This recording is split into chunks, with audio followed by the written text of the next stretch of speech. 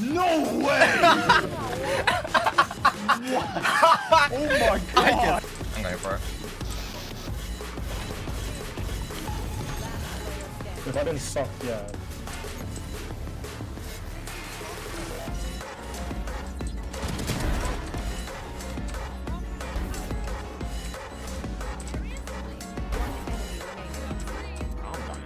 We really need to get someone Again, yeah.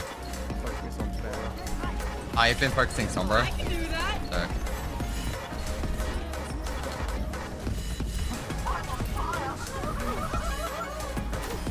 Sombra's dead. Fire's on me, fire's on me. Ow, fuck. I'm out.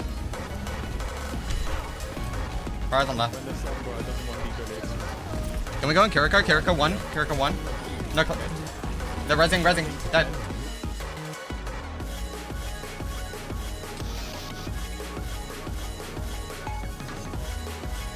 What we're doing?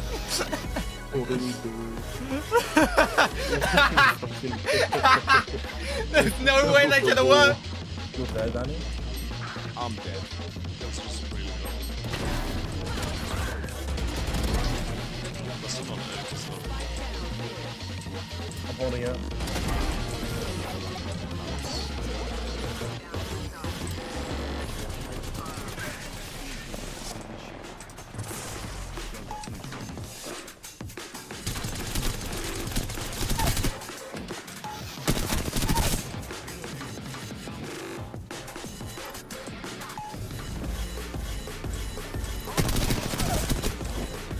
I'm waiting to boot Zarya in.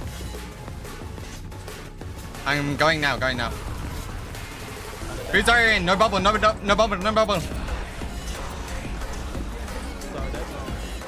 Moira. Nice. Tracer. Nice.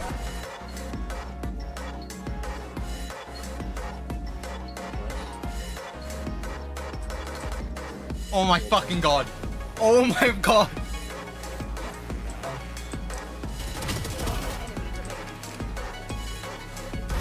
Oh my god. Luke, go top right. Ready, 3, 2, 1, go.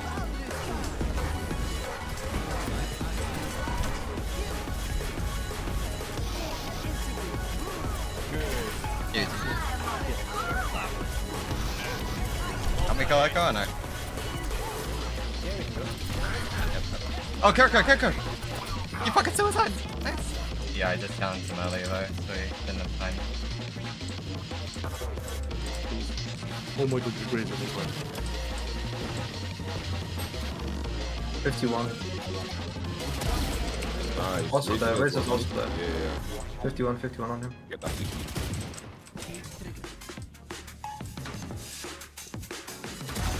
Oh, Donnie.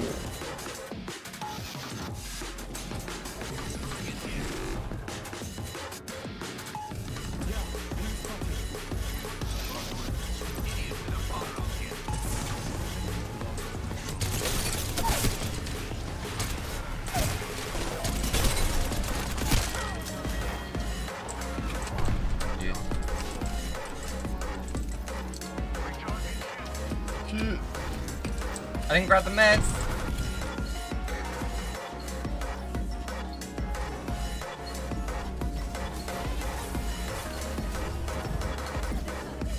Nice.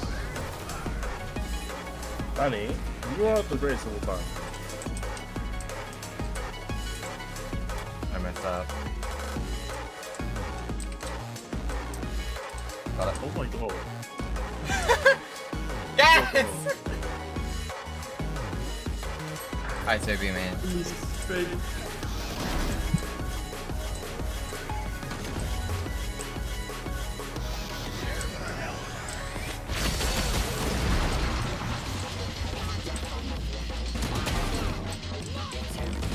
Oh no. Shoot me. No!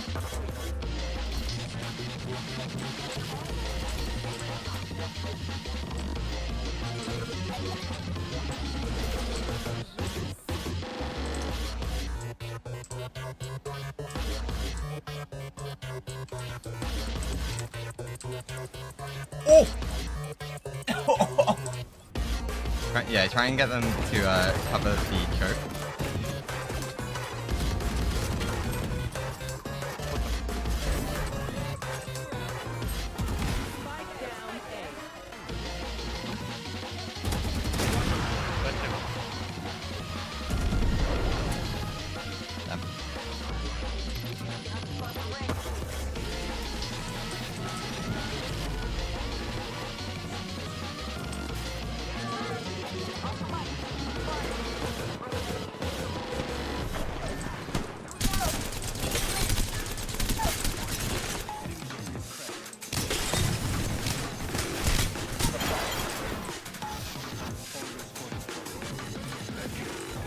Like Trace is gonna struggle to get to me here, huh?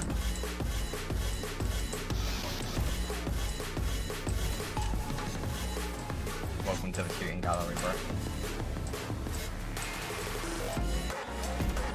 Welcome to the fucking shooting gallery.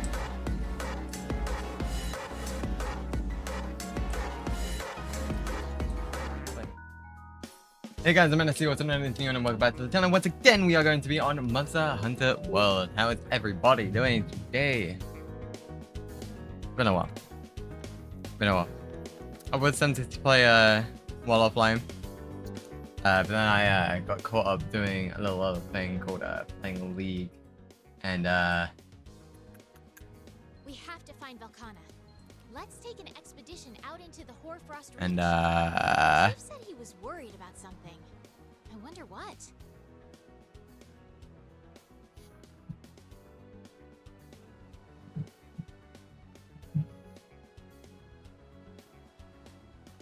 it's been going away. Anyways. Enough with that. How's everyone doing today? No, I'll go hang out with some player, why not? Bubba Bull! Hi. You weirdo. Yes, How is you? I'm good. Good. Good to hear. Yeah. It's too fucking hot, mate. Oof, man. No, I'm curious. What temperature is it outside? It's 25 degrees outside. Which means it's probably around about 30 in here. I have an AC blowing, and it's still hot as shit. I'm still sweating my balls off. Let's get searching for clues. Oof, man.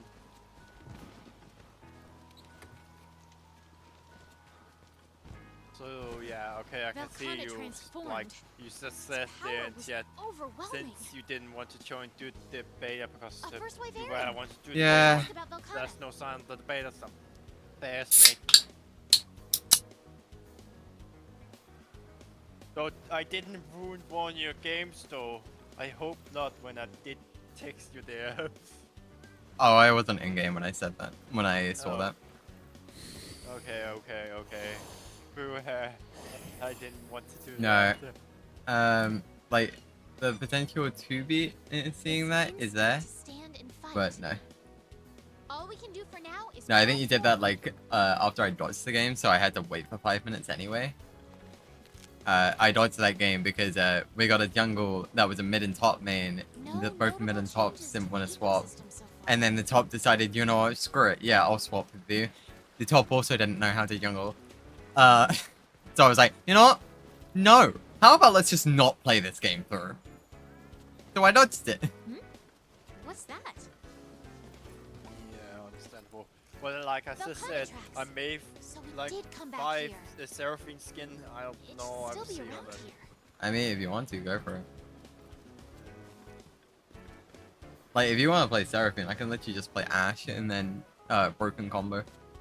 Because essentially, you have an ability that roots people if that person is slowed, and that same root ability will slow them with the first hit. More Velkhana tracks. They lead up ahead. So essentially, the entire playstyle is wait until you have your empowered, which then sends out 2 of the same one at the same time. Slow root. But if I play Ashe, isolate them for you. Okay. So you could just tease me in one match or something like that. Yeah, so essentially, like, by me slowing them, it will permanently be like you having empowered. Whoa. Yeah. Nice. It's a very good You said combo. something interesting. At the same time, like, I do prefer having engaged with it, but like, I don't mind. Mainly because you can imagine, I play with Luke sometimes, and he doesn't play engage. So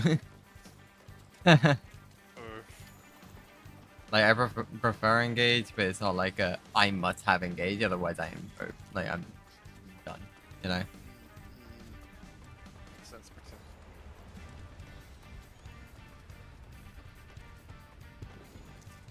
I won't say League is a bad game. It's just when you play it. It's in a longer frustrating. it's just when you play in a longer period, when, yeah, like you just said, frustrating matches. 100%. So there, the fun just goes away basically, and it's just pain. There's more here. Yeah, And 100%. another set of tracks beside it. Are these? Oh, this area is opened up.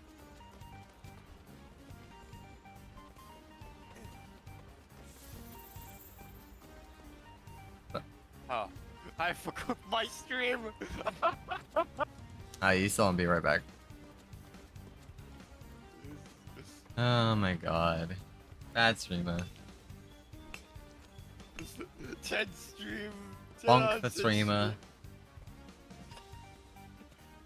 But I was just thinking of doing Terraria basically. That was my. Hmm. Oh, you idea think you're for- swapping over? Yes. Fair.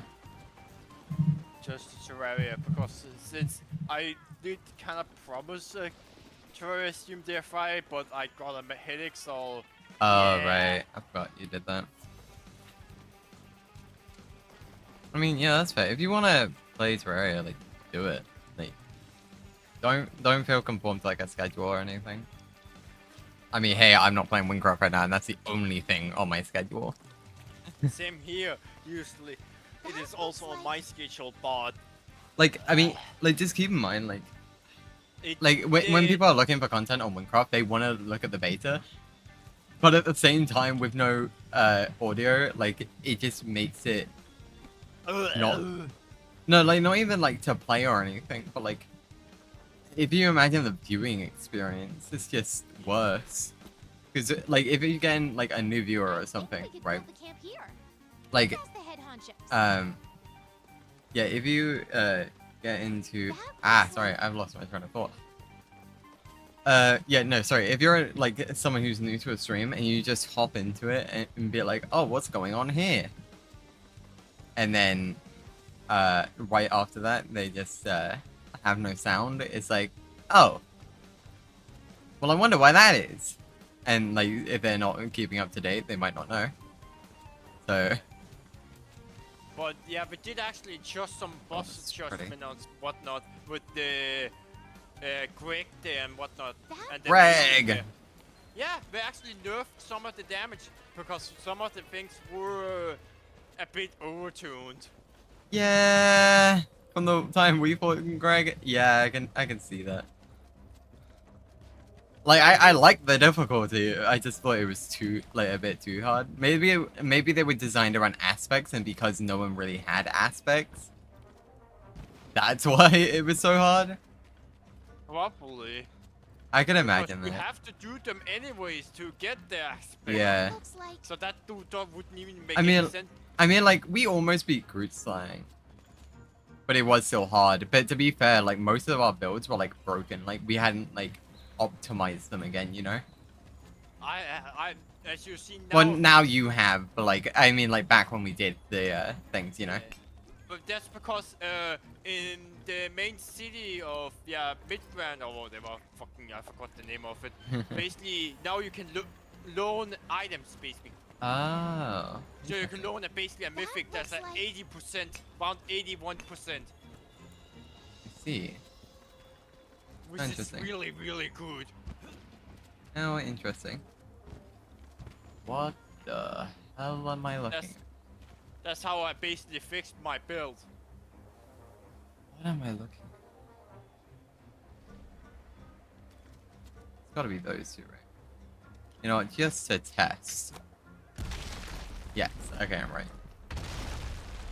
So by doing that, That looks my damage is basically back to almost when it used to be when I used warp. Okay, my damage is fucking crazy. Yeah. Because do you remember how the DPS calculation works in Minecraft? The spell damage works. Not entirely. You're gonna have to remind me.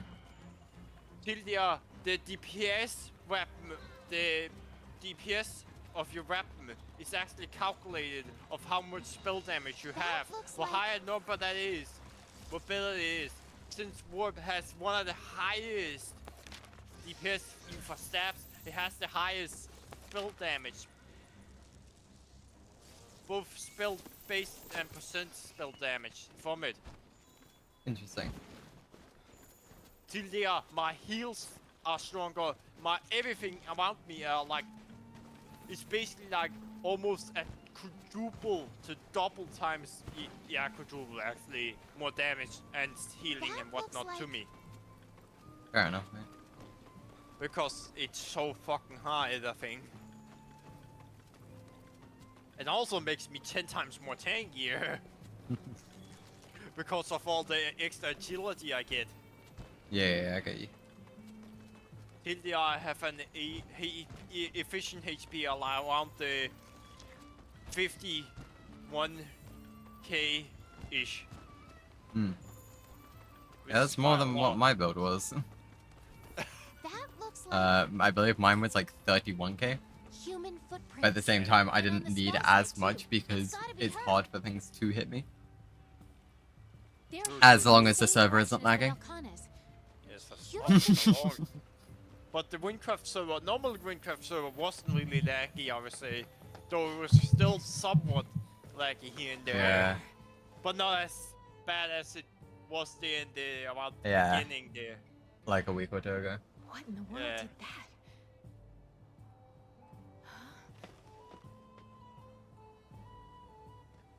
Though I've always Did I run past this cutscene? Sorry, go on. I've always looked on the server there, Minecraft server, because there they say the changes, but there's not been any changes with the sound at all. Isn't this? You have no fucking clue what that is, Handler. Ah, lol. Please die. Hunter, don't you dare reach out your hand to them. Don't you do it. God damn.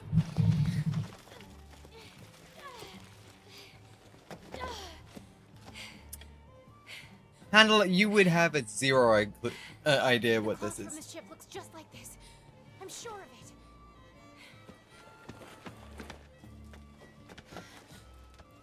Ah, but I still think it was a great idea for me to not do the stream at all, since I remember I'm playing Inferno mode, aka the most rage-inducing mode I can play. Why are there so many? And I got a migraine. But that's probably not a great idea to play fucking the most rage-inducing shit I can play. Oh, you mean League of Legends? No. Hang on. I've never seen a Legiana like Well, this. yeah. But I mean, Terraria's mode, Inferno mode. If we don't get yeah, down to her soon. Understood. because that's also Partner, really I know that I can count on you. Because how hard the bosses are.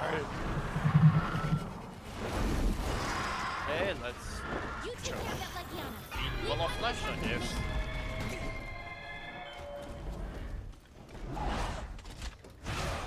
Okay.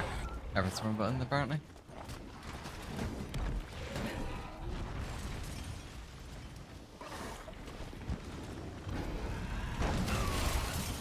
Okay, dude.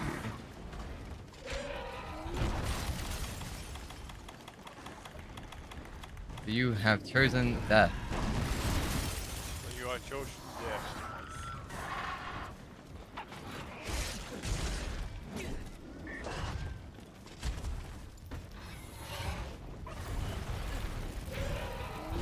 But it's always enjoyable to play with me. really Yeah, is. it's just it's unfortunate that like Windcraft in the state it is. It's like great for the beta, but like everything else. Okay, this.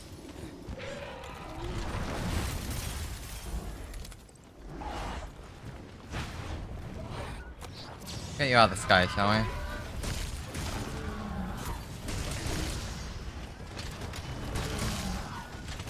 And before anyone asks, but the terrain mod I was making is still going, so still having some issue with it. Oh, plus also I've not really had so much time on it to keep developing it. Yeah, that's fair, mate. So I'm beginning to begin that be busy again. I mean, it's not like you're gonna be done with it anytime soon, anyway. So. And the biggest problem is I'm terrible at art sprites. I did tell you, you can always ask me for some. I can't draw. I mean, if anything, you can put in temporary ones of like what you want it to look like, and then I can make better ones if you want. Yeah. Like more clean versions, I guess.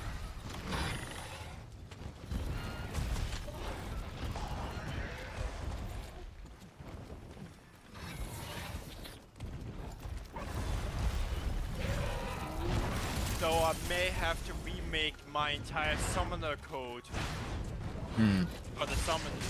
Import the summoning code is kind of the most complicated ones. Because A, you have to name the projectile.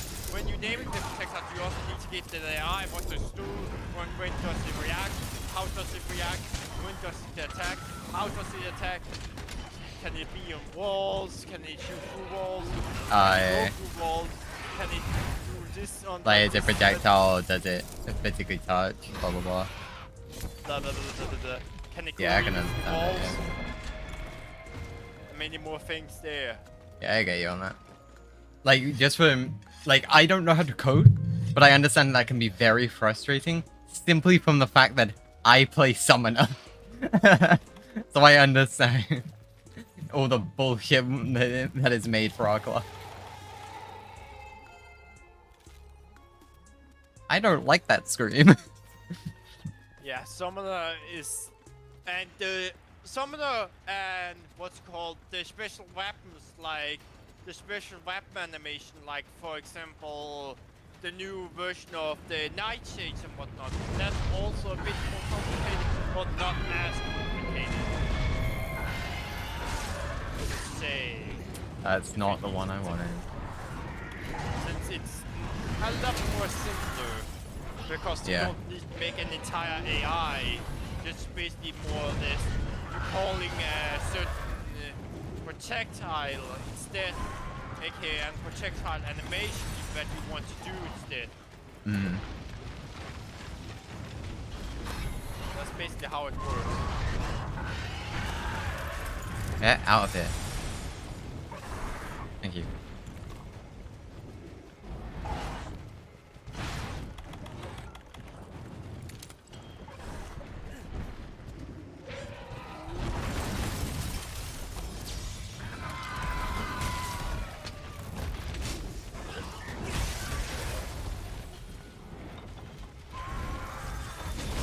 If I'm not getting any builds done this stream, I'm probably gonna do build next time. Fair enough. Oh, hi, Barrier.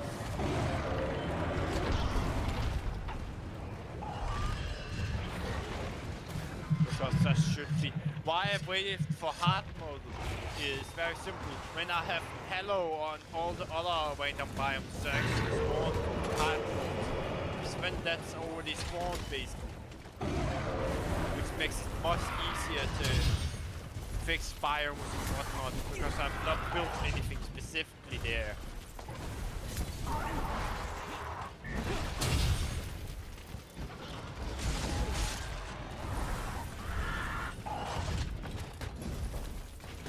Oh yeah, I forgot he's used a fucking laser.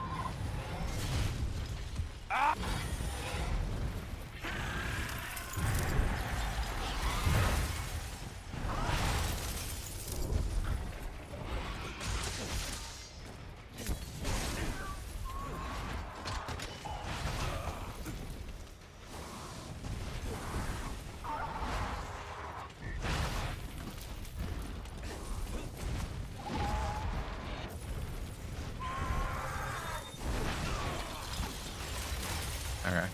No attack. Ouch. Jesus Christ, that bullet does a lot of damage.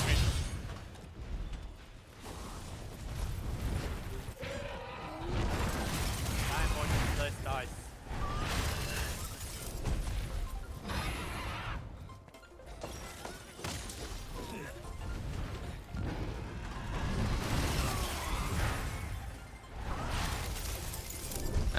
Shite.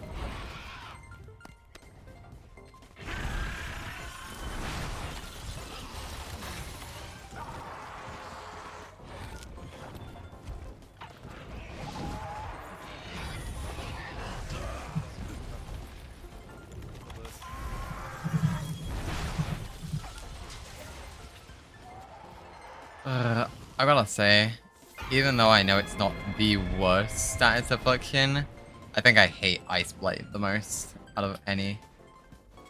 Fair.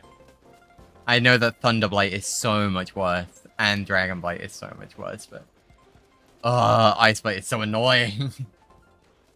I think it's like, if something like deals more damage to me, or like has more of a chance to stun me, cool, great, I don't care. If it's just... Oh yeah, you're gonna use up more stamina. It's like, God's sakes, really? Really? That's what you decide to apply to me?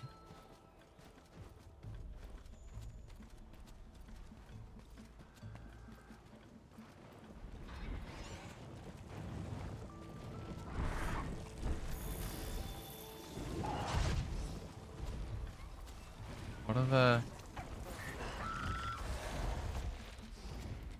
These things? These things.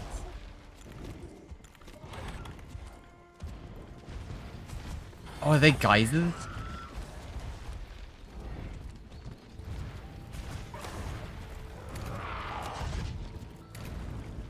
Oh, that's definitely taking damage. How much damage do you need to do to it? No, did I just hit it?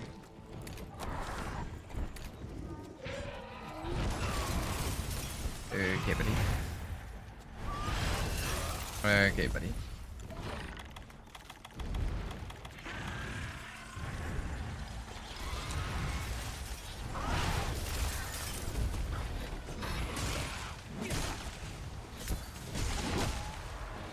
Legiana, we get it. You're maidenless. Come on.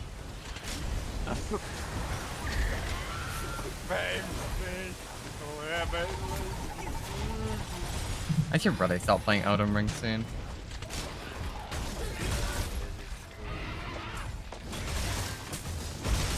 I should really be tenderizing. I keep forgetting Ice One has so, like, such fucking higher health pools.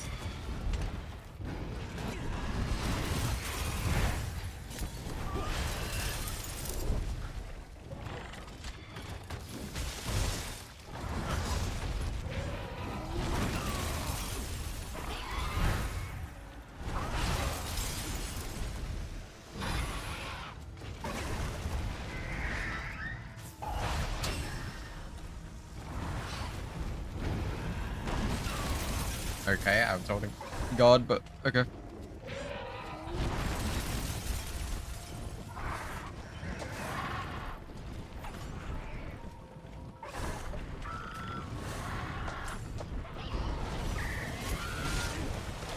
Legiana, go away. Come back, not another day.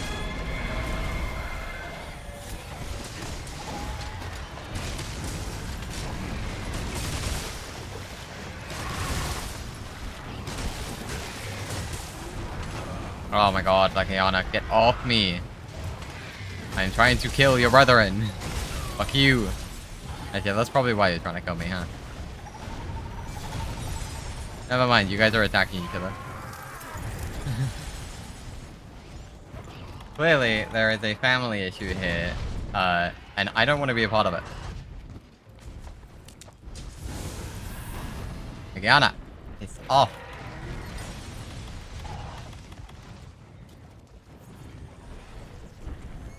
Oh my god.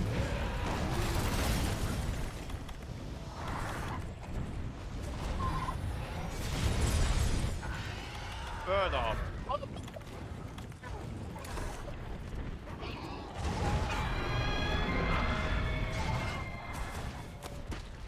You, go away.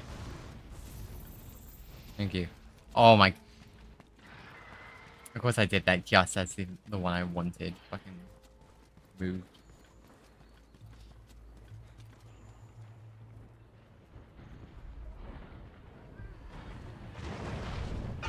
They're doing a mating ritual. It's called killing me. Okay, go away. You leaving? Cool. Wait. No, you're not. Go away. Leave. I will keep tossing shit at you, quite literal shit at you, until you leave. Thank you.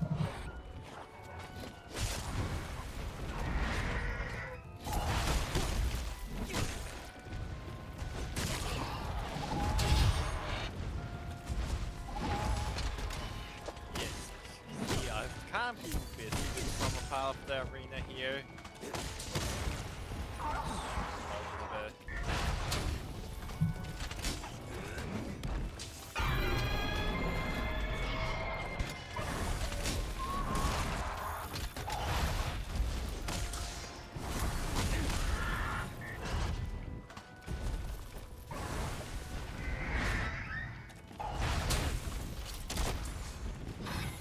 No, don't fly off. Please don't fly off. That was a mistake. Huge.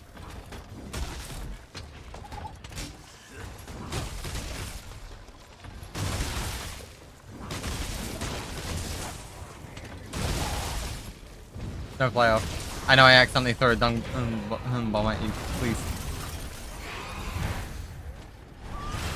Ow!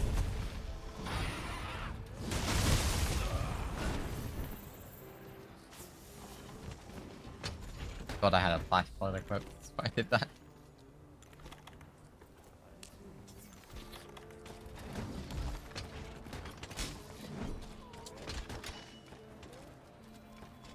Let's first equip this flash pod.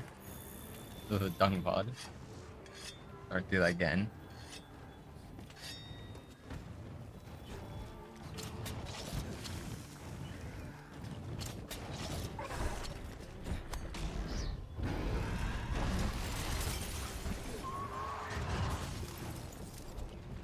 One thing.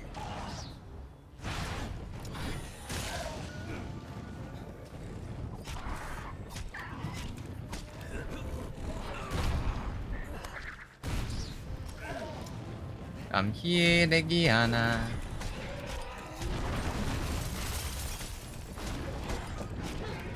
Ba ba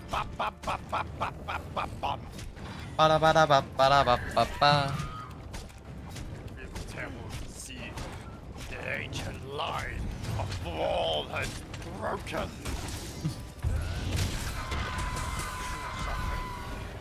Ooh.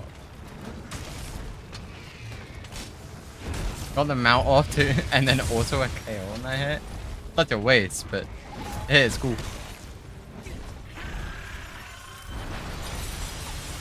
Oh my god.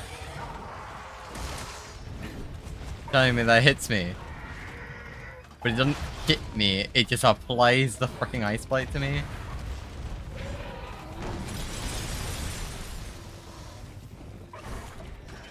Oh my god. Wait with that delayed attack.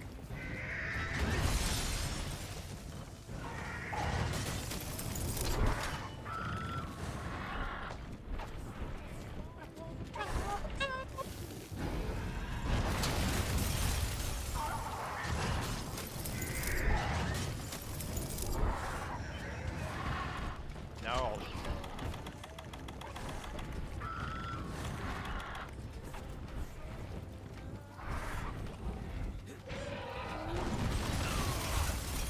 Great. I love removing my ice plate and then instantly getting it back. The big toe. Whatever.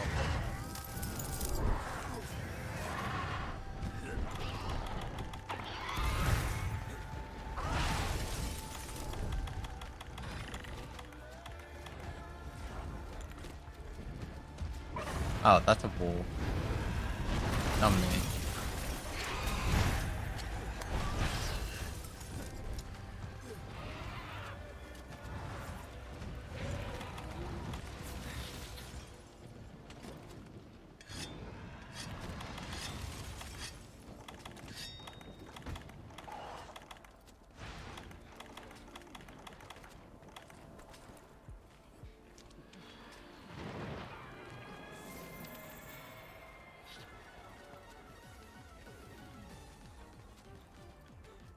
Look at this dude. Idiot.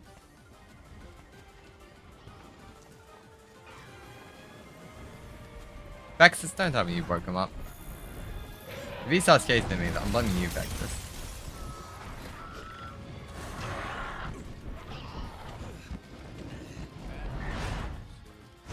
Vexus, he's moving area.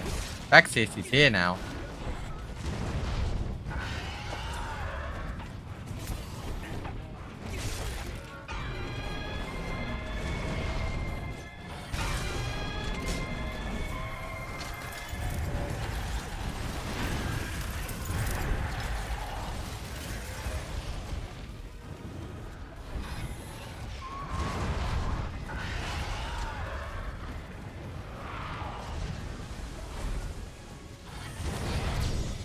Okay. Now we have done all of that. Oh my god. It's time to fish for 5 hours. Do something.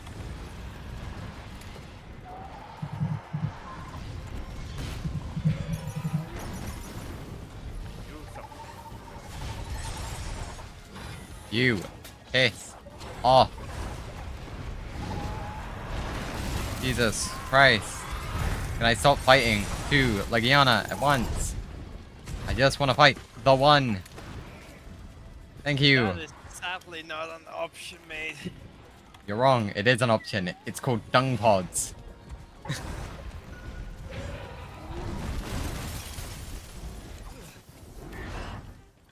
With dung pods, I can force one of them to go away and go taste their own breath.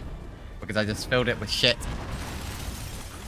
Like literal shit that I've gathered from the various monsters. Don't ask why that was in my pocket.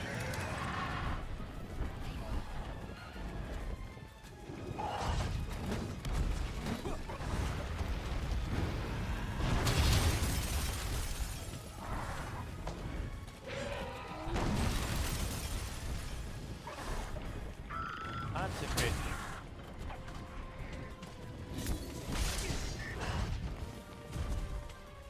Five-hour fishing stream. Let's go.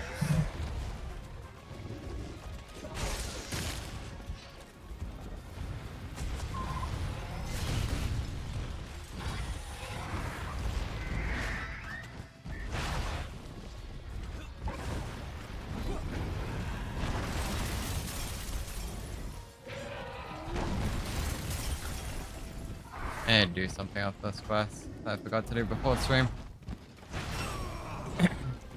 Don't worry, I'll only take a couple seconds, but it's just something I need to do.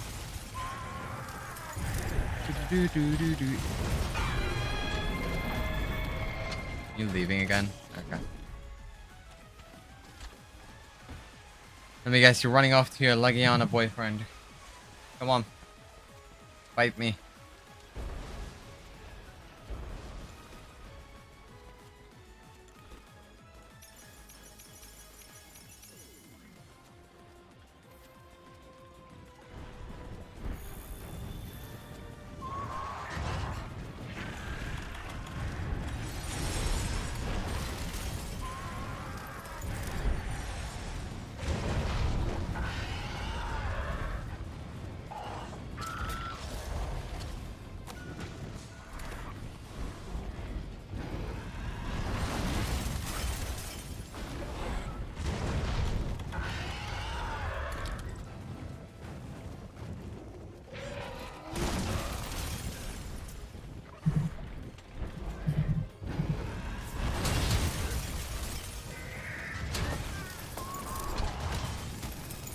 We're gonna do a lot of fishing.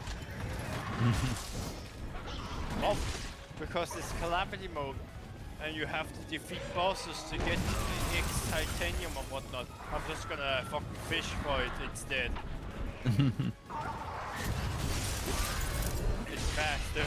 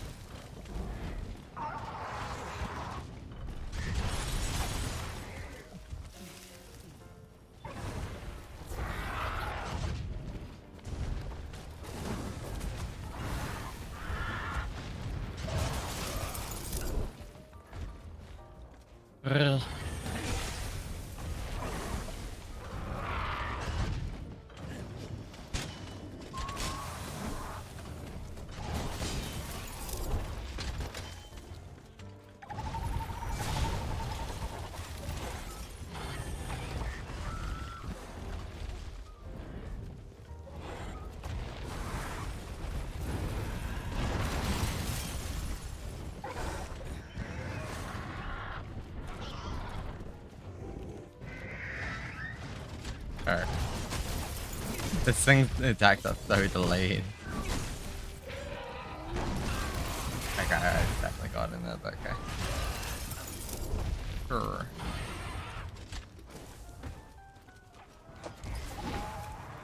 Okay, dude.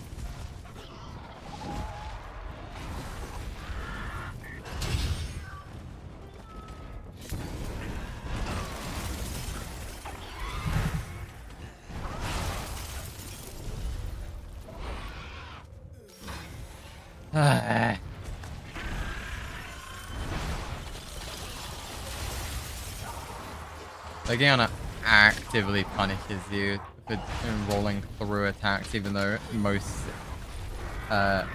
things in this game you must roll through their attacks in order to get the most benefit.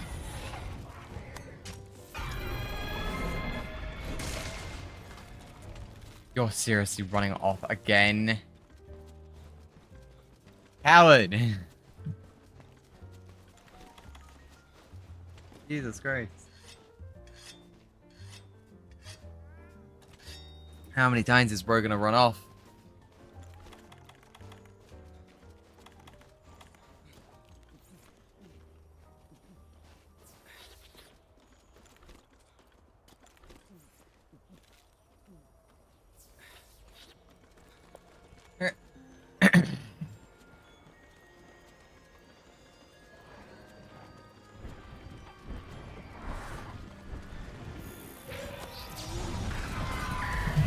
Get the fuck onto the ground, please, and thank you.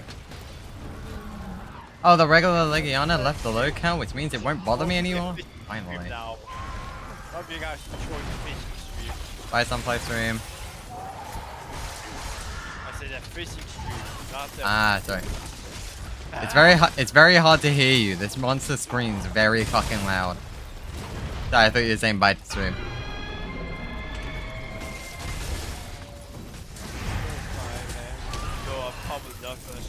Much longer I see. since not much demo boys.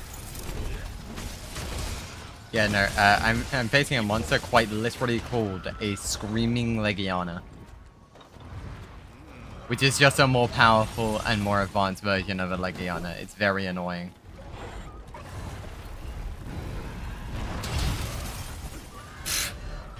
Okay, dude. And is Legiana there eat the handler though? Oh, I wish. Yeah. But I'm pretty sure the handler is currently scaling down a cliff. So, not currently, no. Balls. I'm stunned again. Have fun.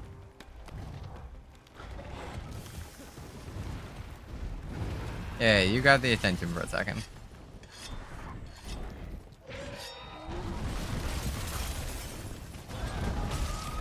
Lol.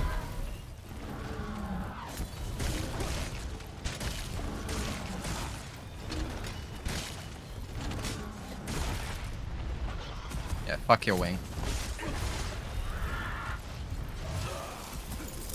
Back. I see you playing the Iceborne patch now. I have been for a while. I mean, I might not have been like on the map for it, but I have been doing the DLC. Because some of the quests just aren't in the Iceborne area. Just you have not shown that on stream that much popular. Yeah, but that's because a lot of the quests are like in like the Elder's Recess or like the Ancient Forest. Like it's only like later on that they're mainly here.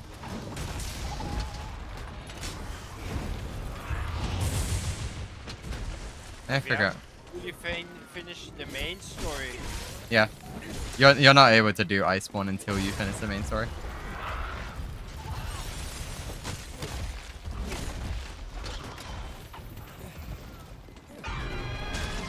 Don't run. Don't you dare run! Fuck you. Oh wait, no. You haven't. That makes sense why they give you the defensive. Bruh! Yeah. What is this? It's eating midair? Bullshit. That's so high up I don't even think a flash bomb would get it.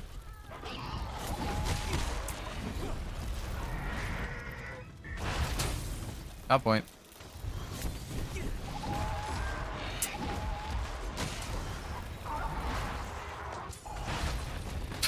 I ducked under it. I tried to go point and I ducked under it. Oh, hilarious. When you purposely try to get hit and the game won't let you.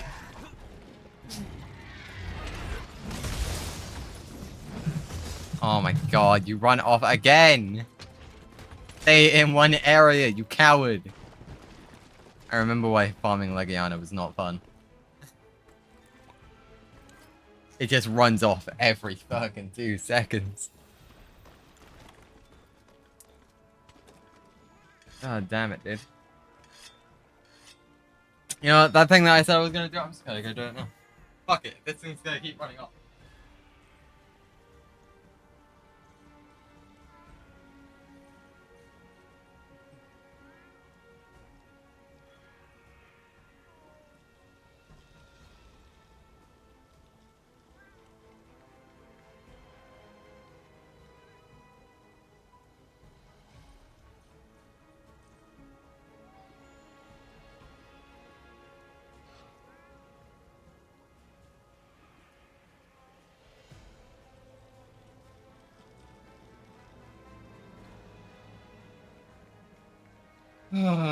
You can definitely tell the difference of how hot it is in my house. Because I think he left this room, and then it felt cold. And then I entered this room again, and it was boiling again. Oof, man. Probably just because of my PC, to be honest. Hot. I mean, to be fair, there's 2 PCs in this room, but I'm pretty sure this one's off. Yeah, that one's not hot at all. I'm pretty sure that's off.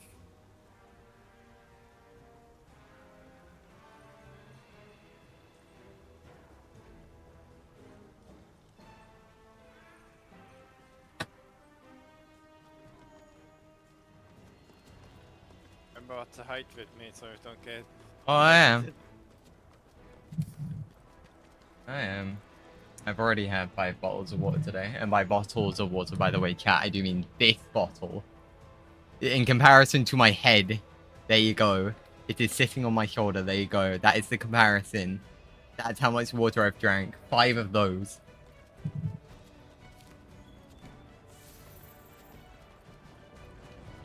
This is why I don't have hydrate as a thing. Because it's something I never forget to do. And therefore, I know if I get a bunch of hydrates, I'm literally just gonna piss myself.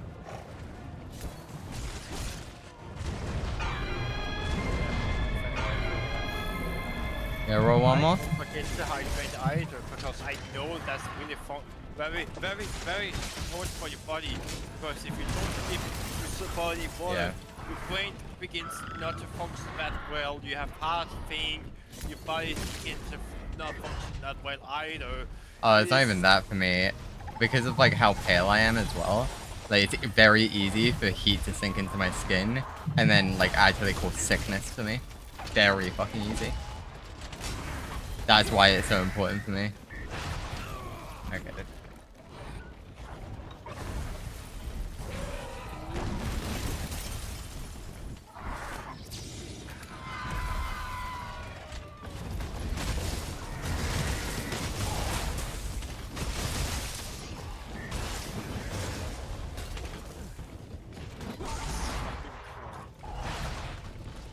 I have 500 hit pointers.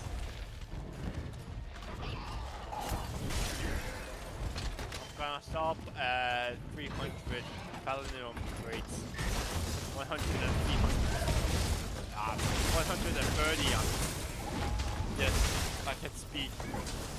Come on, go down.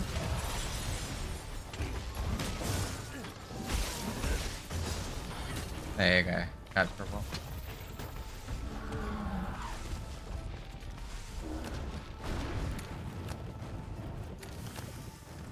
Damn, we've only had piercing pods. I mean, it's about to get to sleep anyway. It's fine.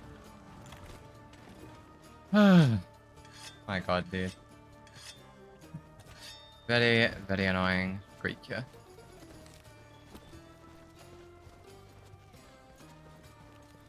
Okay, we're done. Good. I don't have traps on me. Pain. Whatever. It's fine, we'll just kill it then. Yeah, remember how I was talking about, like, it's better to capture over kill? Fun fact, Yeah. that's actually not the case in this game. You get the same amount of drops. Unless it's, like, specific towards a capture reward or a kill reward. So, was wrong on that part. So, but to be fair, it is also faster to capture. Because you take out, like, 10% of the monster's HP, so. Yeah, immediately. Yeah. There is a reason to do that. Can I set up this in time, or actually, can I even set this? Oh no. Nope. Cannot set that up because you lay your head way too close to the wall.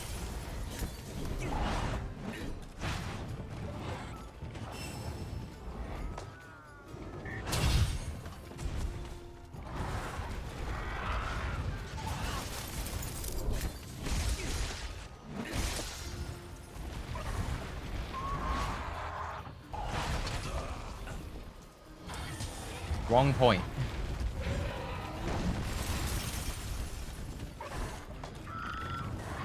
Been a couple days.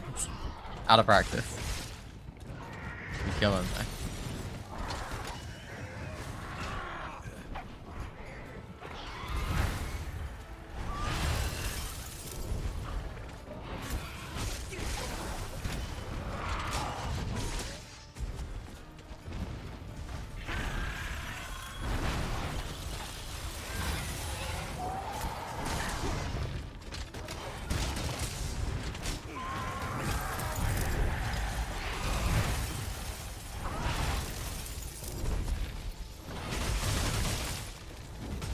Come on, time to die.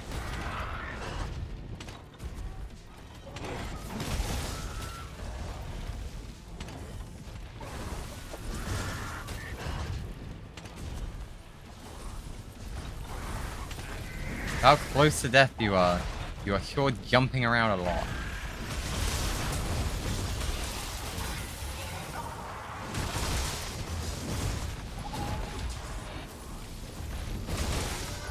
There you go. Okay, I found the tracker. Finish up the expedition and let's meet Can back I up. make the one thing I want to make? Because that makes me so happy. Yeah, it's interesting to know that this Legiana's claws are made out of obsidian. Or at least that's what they're calling it. They're calling it an obsidian ice claw. Like an ice talon. I'm guessing that's just what they're calling it. It's not actually made out of obsidian. It's probably just as hard as obsidian.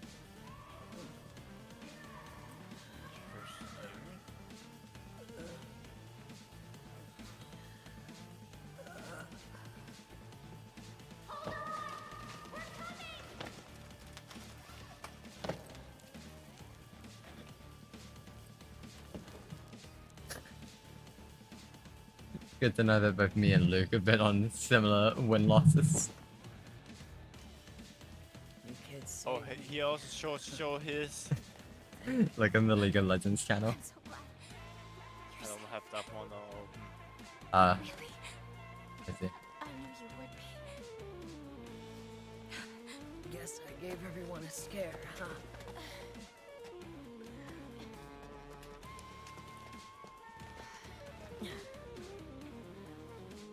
You know, you remind me of myself. Always finding a way to the truth. Oh yeah.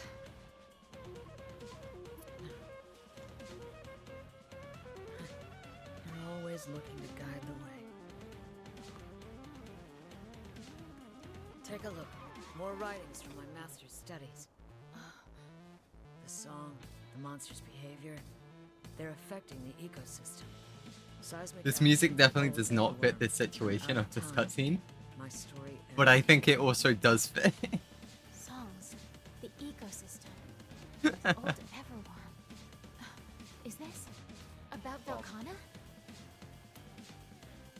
The shard originated from here, meaning Velkhana's nest must be nearby.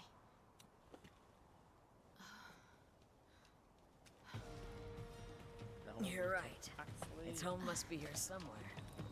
We just gotta find it. So, We make a Who's in? titanium pickaxe because yes. I'm in. I And want that to learn should more be about actually Velkhana. it there. Together we can The mining solve this upgrades. mystery and make history. that's the spirit. That monster is growing in power. We can't chase after it now. Let's head back and regroup first. Okay. We only get in the worms.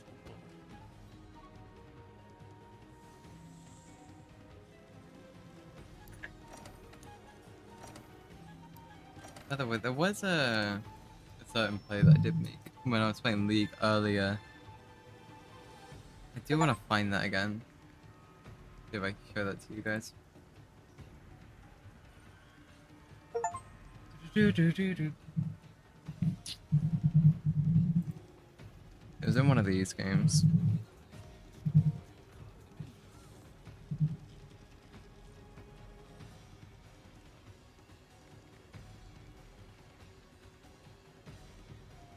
Wasn't that one?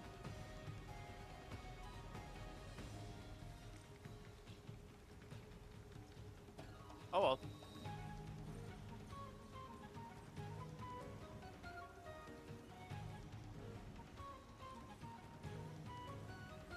It might not have even been this game. Might be another one. Oh no, it is this one. You can't really see it from the camera that I did here.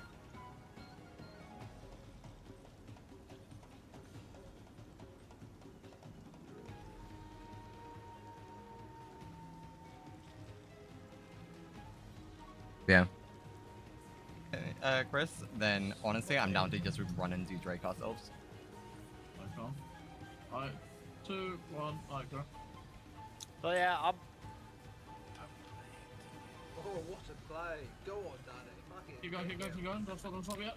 No! I have thank 2 you seconds guys of so my much for ability. coming in and whatnot, and I will catch you guys next time. I'm probably will do longer streams. Just trust me. Yeah, but Don't worry about it. So yeah.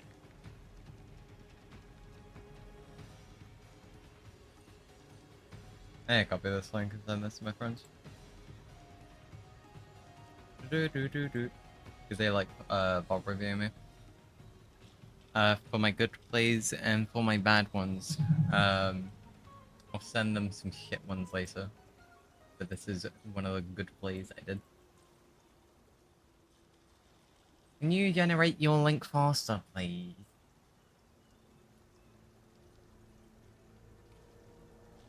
There you go. Cool. Cool. It's a milestone. In short, Velkhana is presently in the Hoarfrost Reach. We're certain of that now. So let's just glide over the little spot of trouble I was in and focus on the important matters at hand, shall we? Don't think you're getting away that easy. After we finish this meeting, you'll stick around for some advice from a concerned friend, alright? That said, those notes you found are definitely worrying. Song, impact on the ecosystem, old Everworm. I'm not ready to buy wholesale into some scratches we happen to find on a piece of cloth. It's too hot. It's all eerily similar to what's going on. Big So starting it's not stream, hot isn't here, but yeah, I can imagine, man. Luke should be starting his stream soon, right? Yes, any rate, but this it is looks like vital they intel. all I'll will be sure the to talk to my old Roblox man. though. Oh, they're playing Roblox? Fair Be enough. sure not to leave out a single detail, huh? His community really does like Roblox. Of course. Now, Yeah, if we're sure that I mean, but Valhalla to be is back fair, in reach, his then we need to community, hurry with the weapon I'm shipment not from Red dissing City. anyone. If anyone comes to my channel and what's his father, I'm not gonna diss anyone. That was a random stream. Don't worry. I'm just opening Luke's stream. Don't worry. Never mind. It's not up yet. I will just open it like this then. I'm not dissing anyone, but I'll be honest. Most of you don't have good PCs, and that's probably why you will enjoy Roblox. Because it's something that can run on your PC. Why didn't you say so? If the weapon transport comes now, they're gonna get trampled. Sorry to ask you this when you've just gotten back, but could you two go out and hunt that Anjanath? Be on the lookout for the transport's arrival. And once your partner's taken care of the Anjanath, lead them here to Celiana. Roger that. We'll send word if any trouble pops up. I'm counting on you to bring everyone back safely. Good luck. Bro, I might start have to doing this while standing up. New type of troublemaker. Man. Too hot. Me no likey. Bow, bow, bow, bow, bow.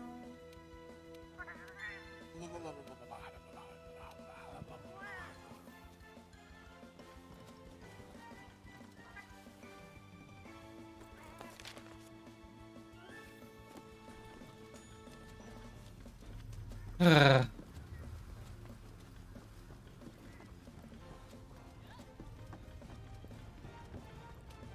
you are, Fiber. Stay tough.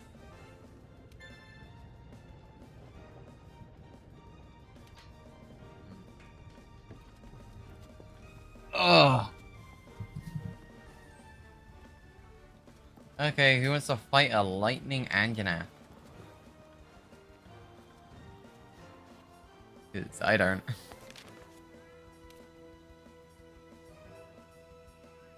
I haven't even collected enough footprints to know on what it's weak to, goddammit.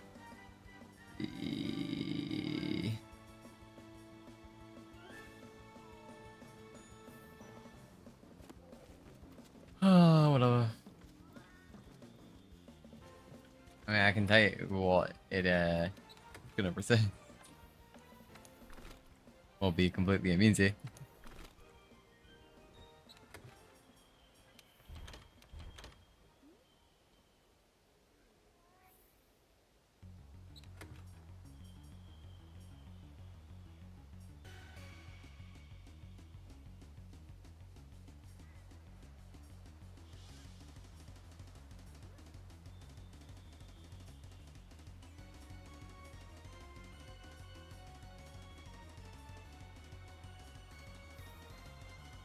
Da, da, da, da, da.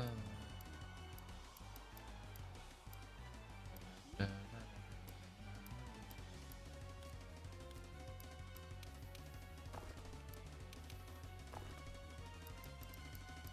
But I have coded other weapons in there. I think we coded certain weapons that actually, if you hit something, it creates an explosion that also have a higher crit damage to it too, and ignore some armor too. Interesting. Those true melee only AK does not shoot any projectiles. Hmm.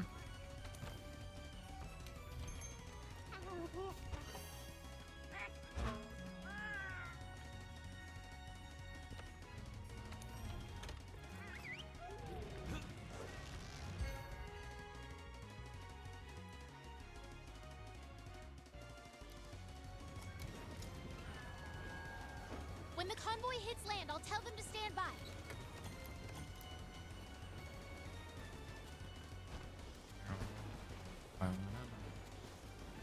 Oh, now it looks like.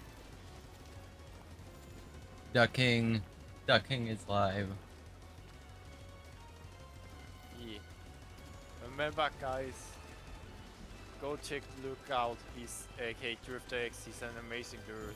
ER1FTER capital X. Actually, he is an amazing dude. Much better than me. The same as you, mate. Oh, much better than me. No.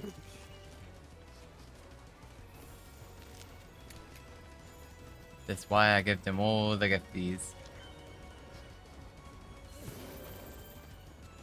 Mate, I feel you fine, also. I can ride popos? Huh. This popo isn't kicking me off. Nice.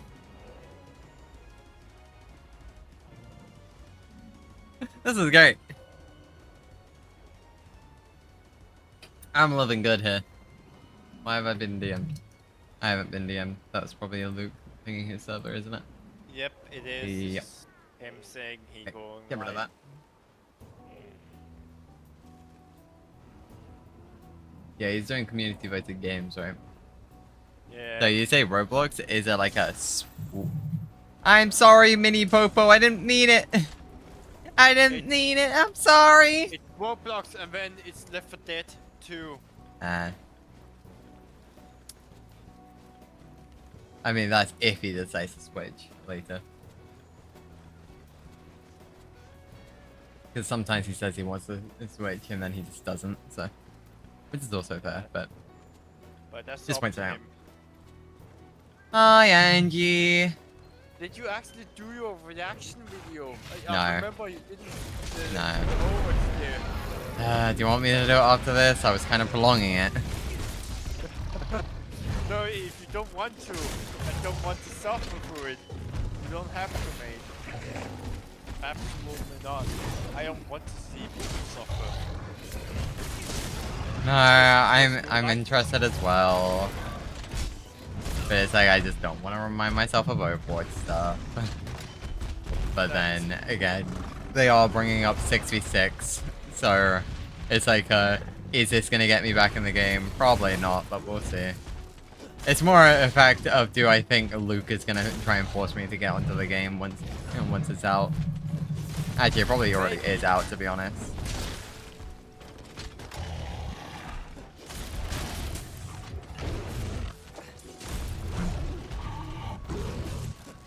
My good sir, I really don't want Thunderblight.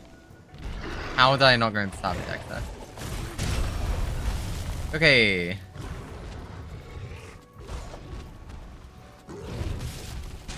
But most of the spies are just placeholders and anything Yeah, else. exactly.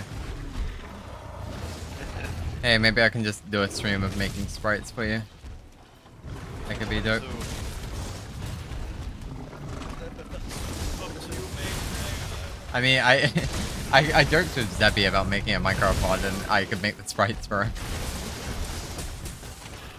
I can easily help him with the coding too. I don't think I actually came to anything. It was more like just joking around, you know? Yeah, I know. But if he actually goes to bloody help him, since I do know some Java, I do know Ow. but well.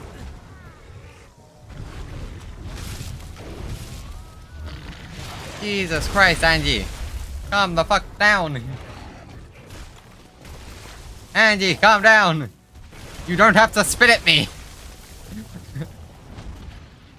You really went huck too. Jesus Christ.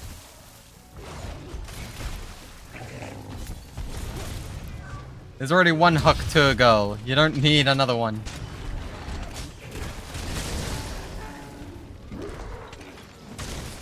Huck fucking to. Ow. I'm playing like an idiot.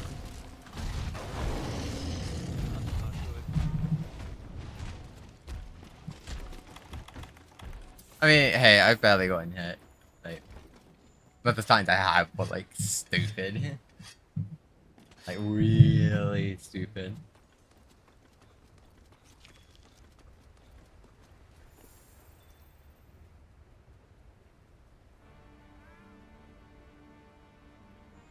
Just looking at what Luke's up to.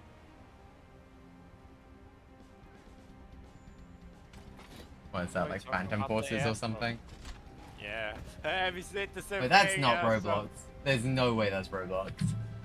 Hell no, no, no, no, no, no, no, It no. is. No, you're pulling on my leg. This is not Roblox. No. It is. No. No, it's not. Even I know that. No. This isn't Roblox. No. It is. No. Bullshit. You are It is. pulling on my leg. That is not No, Roblox. I'm not. There is some talented Nope. people out there that have Nope. actually done this. I don't believe you. You go ask Luke then. I won't believe Luke either. Okay. That is not Roblox.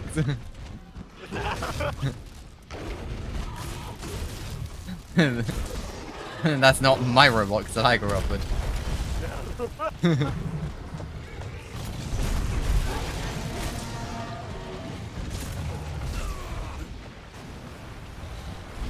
Goodbye, falling cliff. Stop spitting at me. Rude. Oh. Aw. Oh. Angie, Angie, Angie! Calm down. Calm down, Angie. Okay. Angie. Angie, back up and think about what you've done.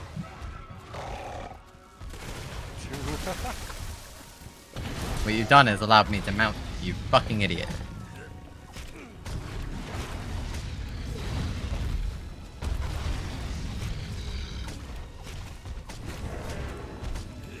Come on, Angie. Come on, Angie.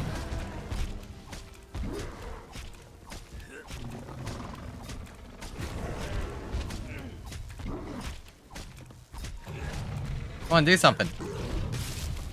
Do something. How many times do I need to stab you? Jesus Christ. Golf swing.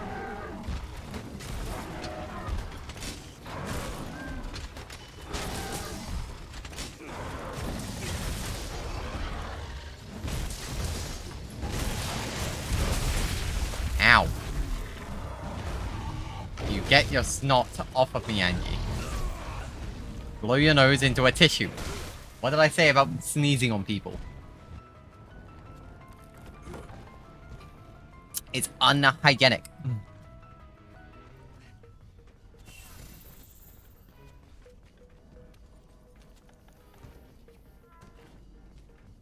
It is very unhygienic, Angie. Very.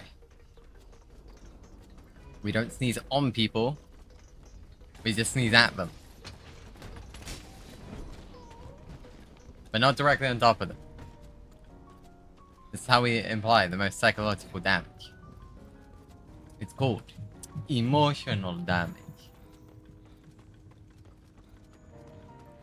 That was such a bad joke. So dumb. Awful fucking joke.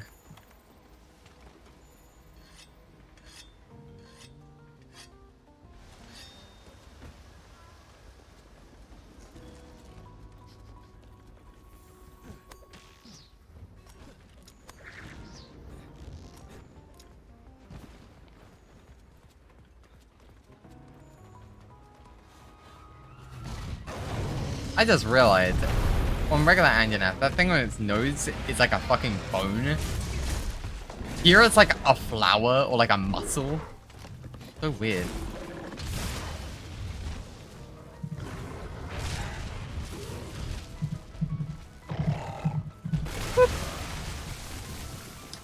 Stop sneezing on me. Whoa, calm yourself. Calm yourself, Angie.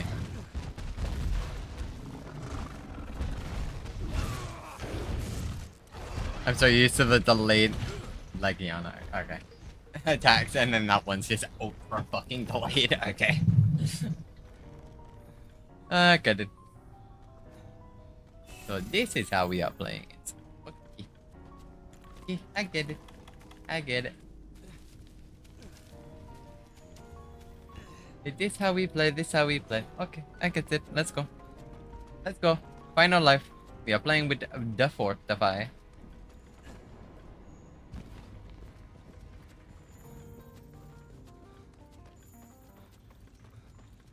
I get it. Oh, hi, you two. I don't want to fight either of you two.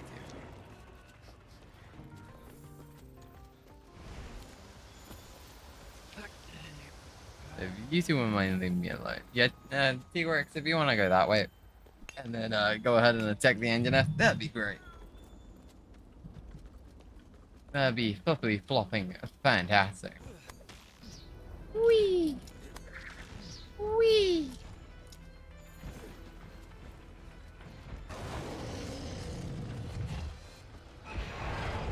Therefore.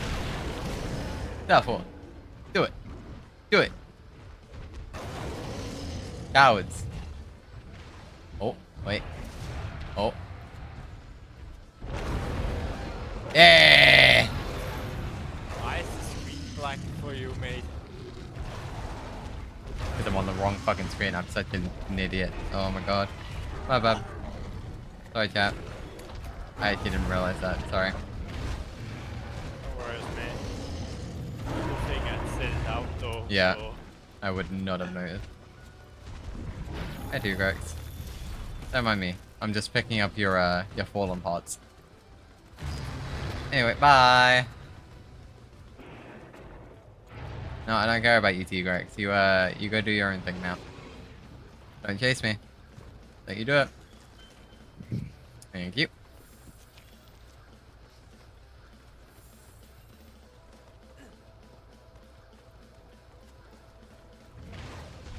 Hi, Angie.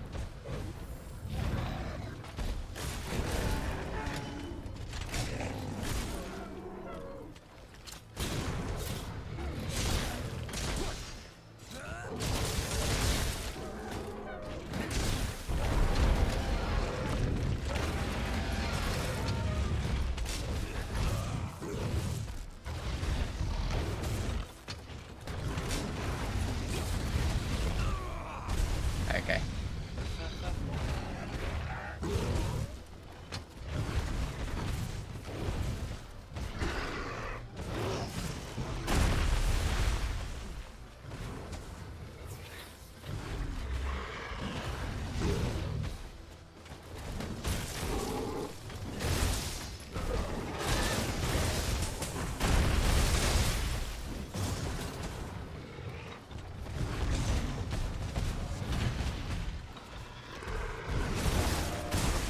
Get on the ground.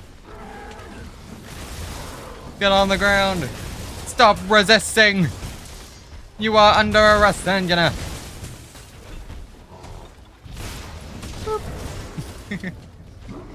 Dagger. What did I say about sneezing people?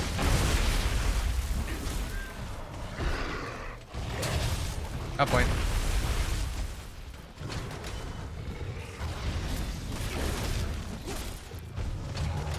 Ow.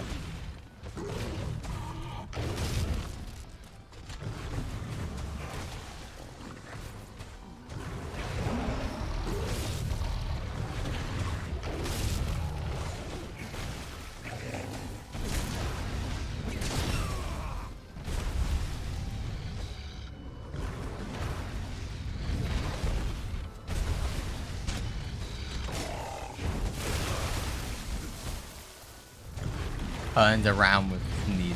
Okay. Angie, I might have to re-nickname you from Angie to fucking Sneezy the Dwarf.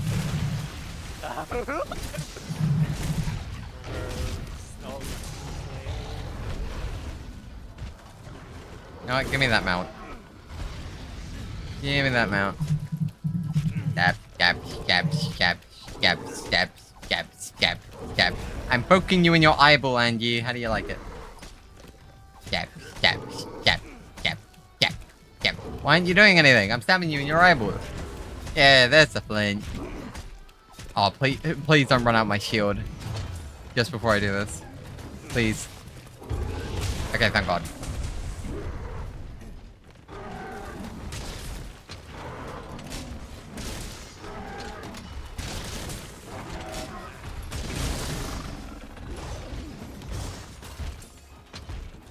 Oh shit. Oh! I am actually just better.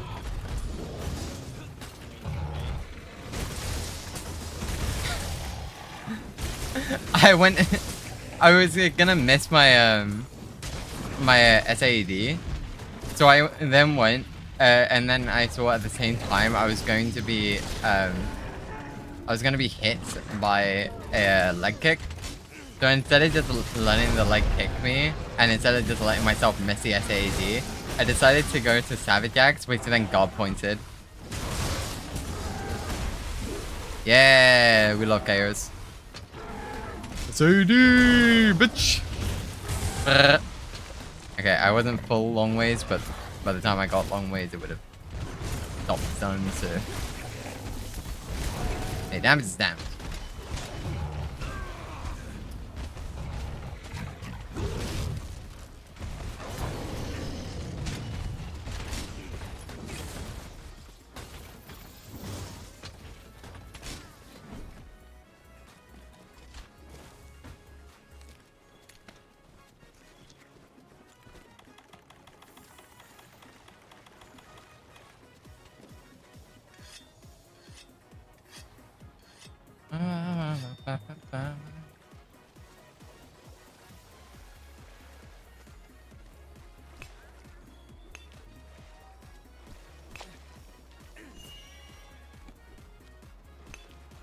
Dragon Goro.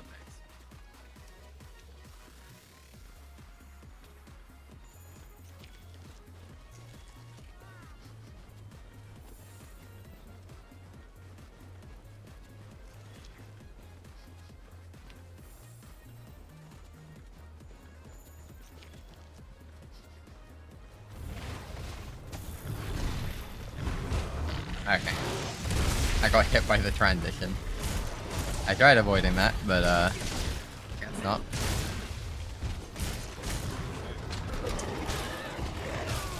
Okay. Bro, it's so hot. Like, you know when it's so hot and you start like getting like dead skin, like over like your hands and like your forehead and blah blah blah. I'm getting it over my hands, but it's sticking to my mouse pad. And then when I slightly move my hands, it's like ripping it off. So like I'm feeling on my hand. Like it like doesn't hurt, but it's just like you know, like it's an annoying feeling.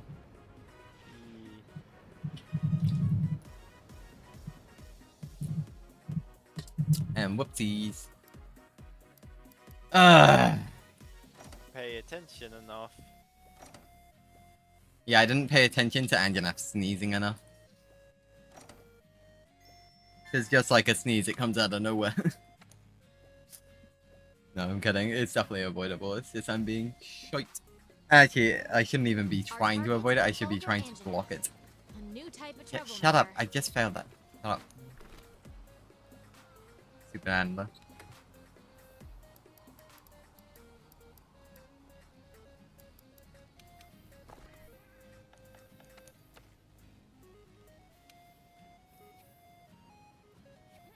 Actually, did I gain enough info to know what it's weak to now?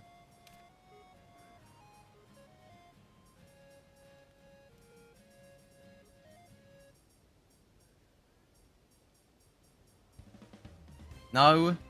Seriously? Is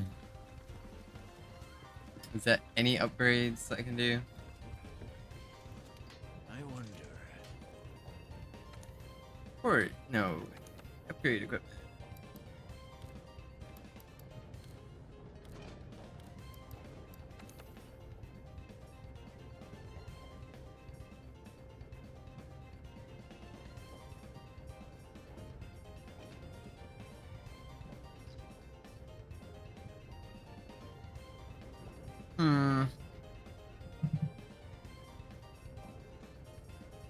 3.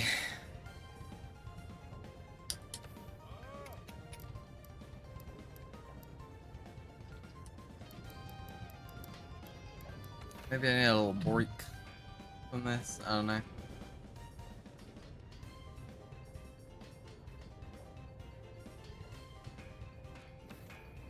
Da-da-da-da-da-da.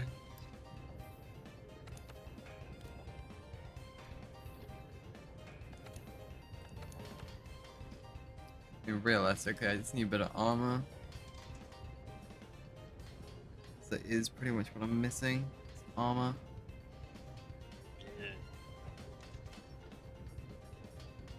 I could go for this helm, to be honest. But then I would be losing out on focus. Gem is the only thing you need.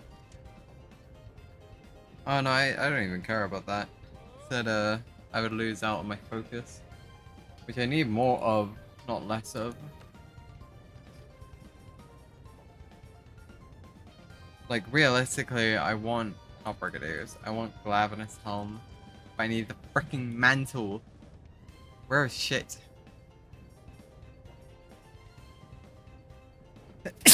Sorry. Because the other reason for having focus isn't like basically for those who don't know, what focus does is it increases the fill rate for weapons with engages. But that's not the only thing it does. It also reduces the time it takes to charge said thing. And what that means is that focus will also allow me to swap between things faster, which also means I can guard point faster. And by guard pointing faster, it basically allows me to just instantly put up my shield. Which is why max focus is pretty much required. If we look at my current build, if we look at my if we look at my current build,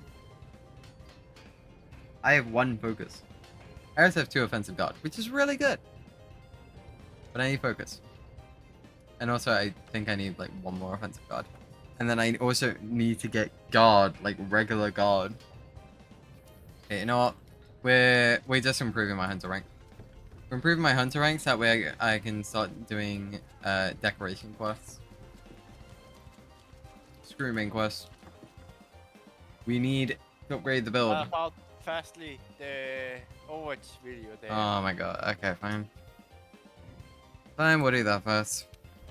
The pain and suffering going through them. Okay. First, I want to check something though.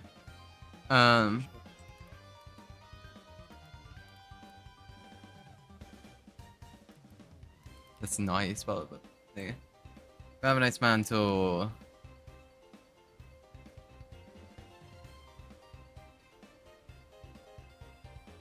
Okay, I can get increase from investigations. Cool. Okay, that's one way I can get that. Cool. Good to know. Anyways. I put it somewhere. Where did I put it? Did I put it in personal? I did not put it in personal. Sent it to me. Okay, then that's probably where I saved it. Question is where, because you spam me with a bunch of shit. There it is.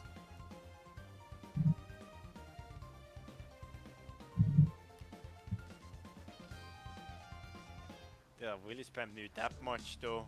This is it, the moment so many of you have been waiting for. The fact that I had to Aaron scroll Keller up like finally 6 times, released yes. The big 6v6 blog post. Some of the key takeaways are that they are doing a 6v6 test to gather data and feedback, and then they'll use that to know which direction to go next, either to improve 5v5 or to think about switching over if enough This is just explaining the are dev update. interested in. And this is 37 minutes long. Hold up. Did Flats do a video on this? Yes. Yeah, I'm assuming he did, but... Oh, that's longer. Okay, nope, we're going back to this one. Well, I really respect Flax's opinion. I really This is do. it, the I moment respect so many that of you have been probably the waiting most out of for. anyone's. Aaron Keller I'm finally looking for the released shortest big video. 6v6 blog post. Some of the key takeaways are that they Because are I don't doing want this to 6v6 take over my tests stream, so. to gather data and feedback, and then they'll That is a use that to short know which video than direction to that. go next. Either to improve 5v5 or to think about switching over if enough players are interested in that. Knowing, of course, that it's going to break queue times as they go to explain the trade-offs of either strategy throughout the blog post. Aaron admits that there are technical limitations to this because Overwatch 2 upgraded some of the presentation, the graphics, performance, and abilities and everything is more cost-intensive, and so adding one player per... It is? Huh? I'm sorry, it's graphically better? Since when? I never noticed the graphics change. I never did. Maybe that's because, you know, anyone who plays Overwatch seriously plays on low settings. That's probably why no one noticed. per team could stress Like, funny enough, Flat's got in trouble with the devs because they add stuff to the higher resolutions, but because he's on low settings, he can't see them. So when he's displaying stuff, he can't actually show everything, and then devs get annoyed at him. It's like, well, you should probably know that since this is a competitive game, most people are gonna play it on the best competitive settings. a bit. Doesn't say directly, but perhaps this is one of the reasons why they took so long to answer this call from the community, as it doesn't seem like they were entirely sure if they could have done it or not. In the blog post, they discussed the pros and cons and the history of the different formats of the game, and it's quite intensive. So we'll get into it, and I'll try my best to not do too many asides. How did that because there bad are blood? things that I want to add, seeing as we've had long discussions about this, either on this channel or on the Group Up podcast, which I'm sure we'll be doing a follow-up episode after this blog is now released. Let's get into the blog now. Aaron says, hey everyone, there's been a lot of talk about 6v6 lately, and it's only intensified in recent weeks since we posted our latest director's take and made a Twitter post with a promise to talk about it in the future. Well, now is the future, and this is the next piece. So let's get into it. Wait, not quite yet. This is a pretty complex and nuanced topic. Oh, by the way, I should probably mention, I have not watched anyone's video on this, so that way I would be completely in the dark for when I watch this. Should probably mention that. Heart of what makes this game tick. Our players have different opinions and preferences about the ideal number of players in an Overwatch match, and so does our team. We're a microcosm of the broader community and discuss this internally. I'm hoping that this piece will serve as an introduction to our own discussions and a jumping off point to engage with all of you. I'd also like to set a few expectations and ground rules. First, it's pretty Yo. I want to point something out. If it's such a problem between having 5v5 and 6v6, can we just get rid of open queue competitive and swap that out for 6v6? If it's less popular, but more people prefer it, like open queue shouldn't even be a competitive game mode anymore. I understand why it is. But it shouldn't be one anymore. Creators are going to lose their voices reading this aloud. If you get a TLDR, the what's next section should suffice. Secondly, I'm not here to tell you what you ought to like or even what's empirically better. This is a game, and I think before I watch the rest of this, I think in general my opinion on 5v5 versus 6v6 is for a solo queue environment. 5v5 is better because people just want to get into a game faster. However, in a competitive setting, keep in mind that I have played Overwatch in an esport before, like as an esport.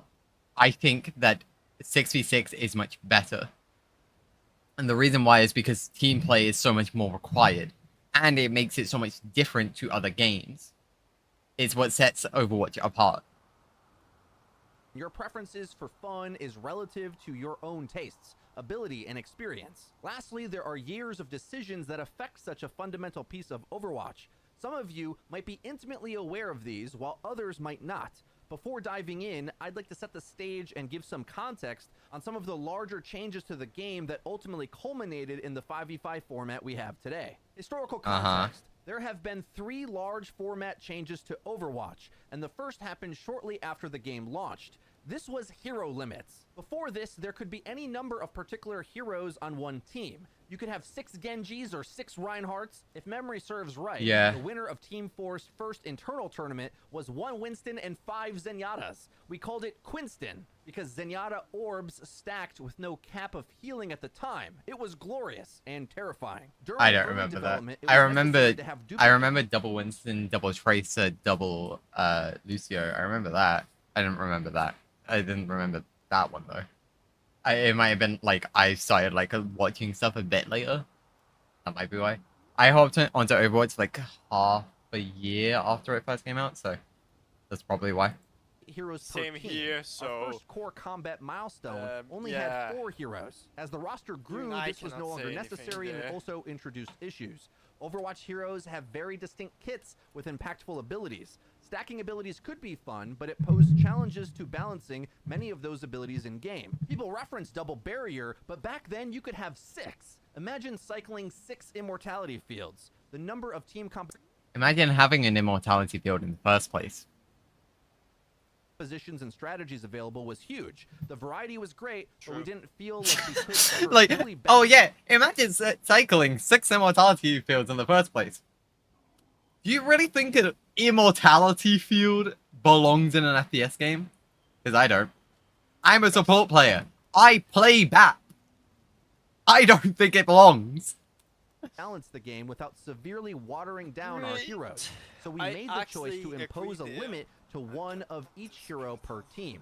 This essentially solved the issue of ability stacking, but it did have a few side effects. It traded some of the creativity in putting together a team composition for a more consistent and balanced experience. It also took away some choice from players. If someone wanted to play Tracer, but you are already Tracer, they would be unable to. Of course, he's referencing a 2017 viral video. It's got 100 million. True. I love it. I love No Mercy. It's such a good song. Views now. I'm already Tracer. You know what? Before we continue this, I need a laugh.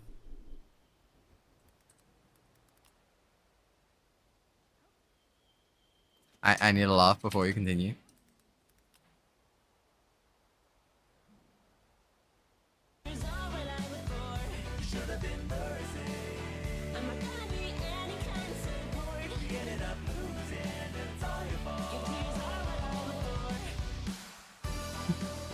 Okay, anyways. You guys forget, like, with no limits being the base format of Overwatch 1, it really was exemplary of how the devs thought of the game. Remember, these were RPG devs, and they wanted each individual to get what they want always. If you wanted to play Tracer at launch, everyone could. They weren't looking at it from a competitive design standpoint. They were completely open-minded at first, and they said this version of the game, where you could play no limits. Imagine a team of MMO devs creating an FPS game and trying to sell it as a competitive FPS game from day one. And within the first year, they announced Overwatch League.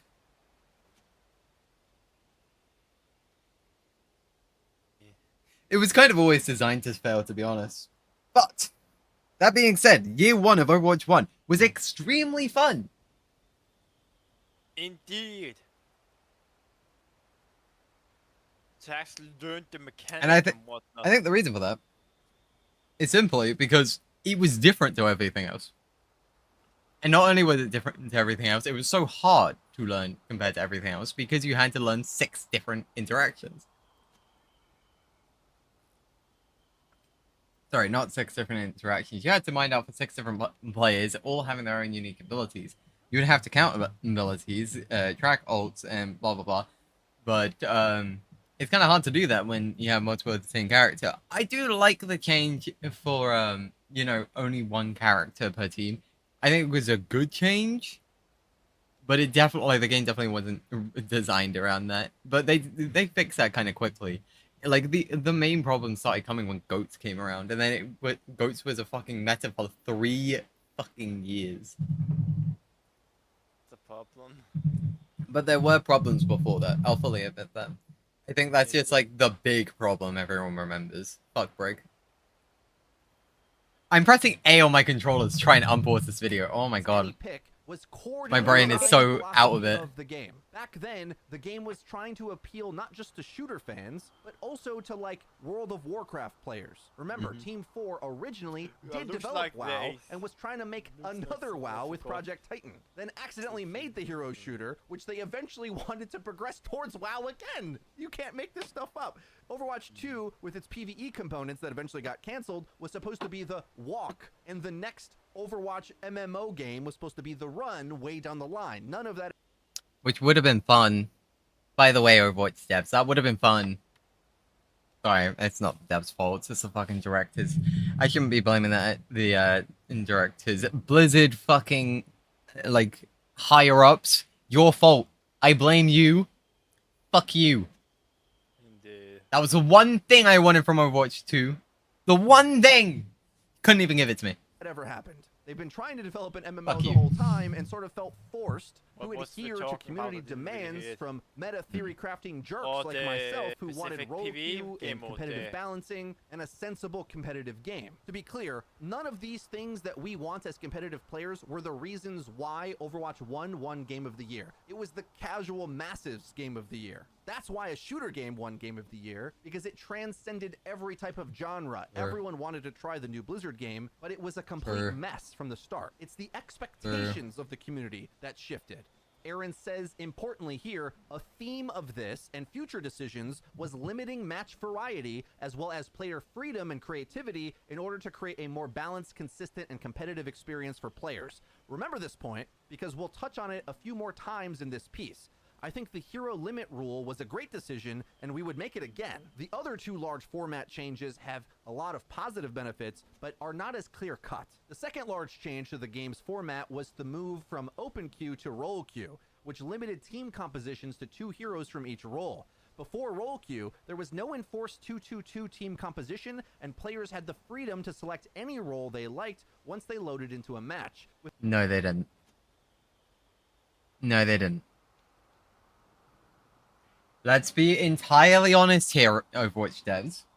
No, they did not. If you were in high fucking ranks and you picked a DPS, you were trolling. Unless that DPS was either Doomfist or Sombra. Otherwise, you were trolling. Because the meta was goats. Yep. For 3 years, you did not have an option if you were like... I want to say diamond or up, but it really wasn't. It was like high diamond or up, or like even just masters up. If you were masters up, 100%.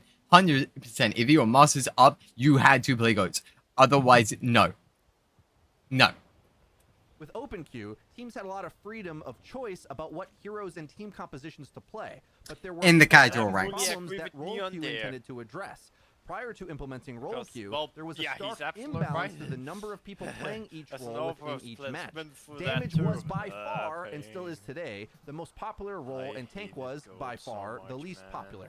In fact, some matches with 5 or 6 damage players on each team was not uncommon. Yes, and this is... Yes, it wasn't uncommon. You are entirely correct by that. However, if the enemy team just went goats, there was no, like, it was literally just that team got rolled. Because you can't do anything as damage against 3 tanks and 3 supports. You can't Wait, do just anything. Any damage just got out healed. No, not even just out healed. Even if they went on the fucking supports, didn't matter. The tanks just turn around. Because you would run Reinhardt, Zarya, Yeah. Fever. You can Yep. peel the fuck up off of your supports. Yep, Oh and no, you the just support got- is too far away from me. Zarya bubble. Oh no, the D.Va is slightly out of position. Doesn't matter, we'll fly to you and then DM you. Like, it doesn't matter. No, they don't care if they're taking damage. They're just gonna build up their ults for 2 minutes and then just ult you and you die and then you lose the objective. Like, it's simple. Why Jeff said most Overwatch Indeed, matches that's basically before it. role queue And the only had way 1 to tank counter or goats less. is play Remember, the goats word yourself. most is important because it... Yes, most matches in Overwatch history, in Overwatch history. I agree with that. Because that includes every single rank in the game. Where anyone below Diamond didn't know how to play the game properly. So yes, I agree with this statement. Most of the matches in Overwatch history, correct. Correct. But the moment you hit those higher ranks, you are genuinely just trolling. Why do you think pro players like Pine, like just it fucking vanished? For anyone who doesn't know what I'm talking about. Yes, Overwatch. I do know what you Yeah, I know about, you. mate. You know.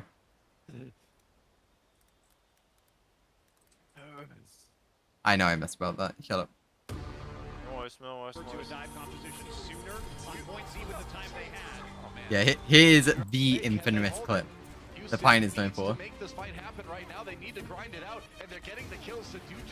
Like, this is Pine and Mercy versus everyone, by the way. Versus literally everyone.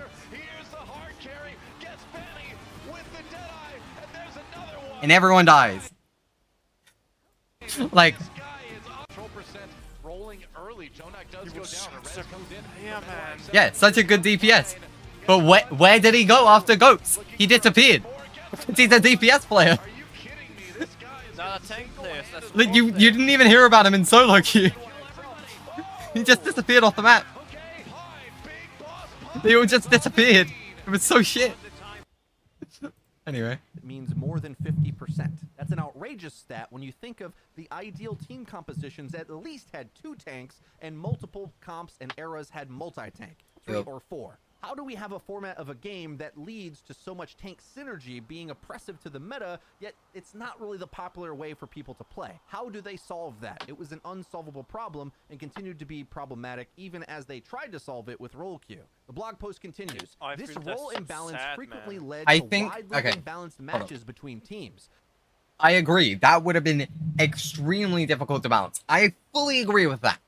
However, I'll tell you exactly why people like 5v5 and they don't like 6v6 right now. Just based on that statement. Because people don't want to play tank. They think it's a boring role. Therefore, having that freedom of not being constrained to having to pick a tank, even if it was worse for your team's outcome, playing something that was more comfortable to you felt better. There you go. Instead of sitting in queue for it. The game played better when heroes from all 3 roles were selected. Yes. The disparity caused social True. issues as players would try to pressure others into playing tank Also or support true. roles even if they didn't want to. It made balancing heroes more difficult since Yes. Even if they didn't want to. Yes. However, I feel like people were more lenient to go to support than they were to go to tank. Unless they were allowed to play off tank. If they were allowed to play off tank, then they could have just played Zarya, D.Va, or Roadhog, and they would have been fine. If they were being forced onto main tank, I think that's when most people had a problem. So like your Reinhardt, your Winston, I'm forgetting, your Orisa. Well, actually, I think people were kind of okay with playing Orisa, but it was more so just because it's easy.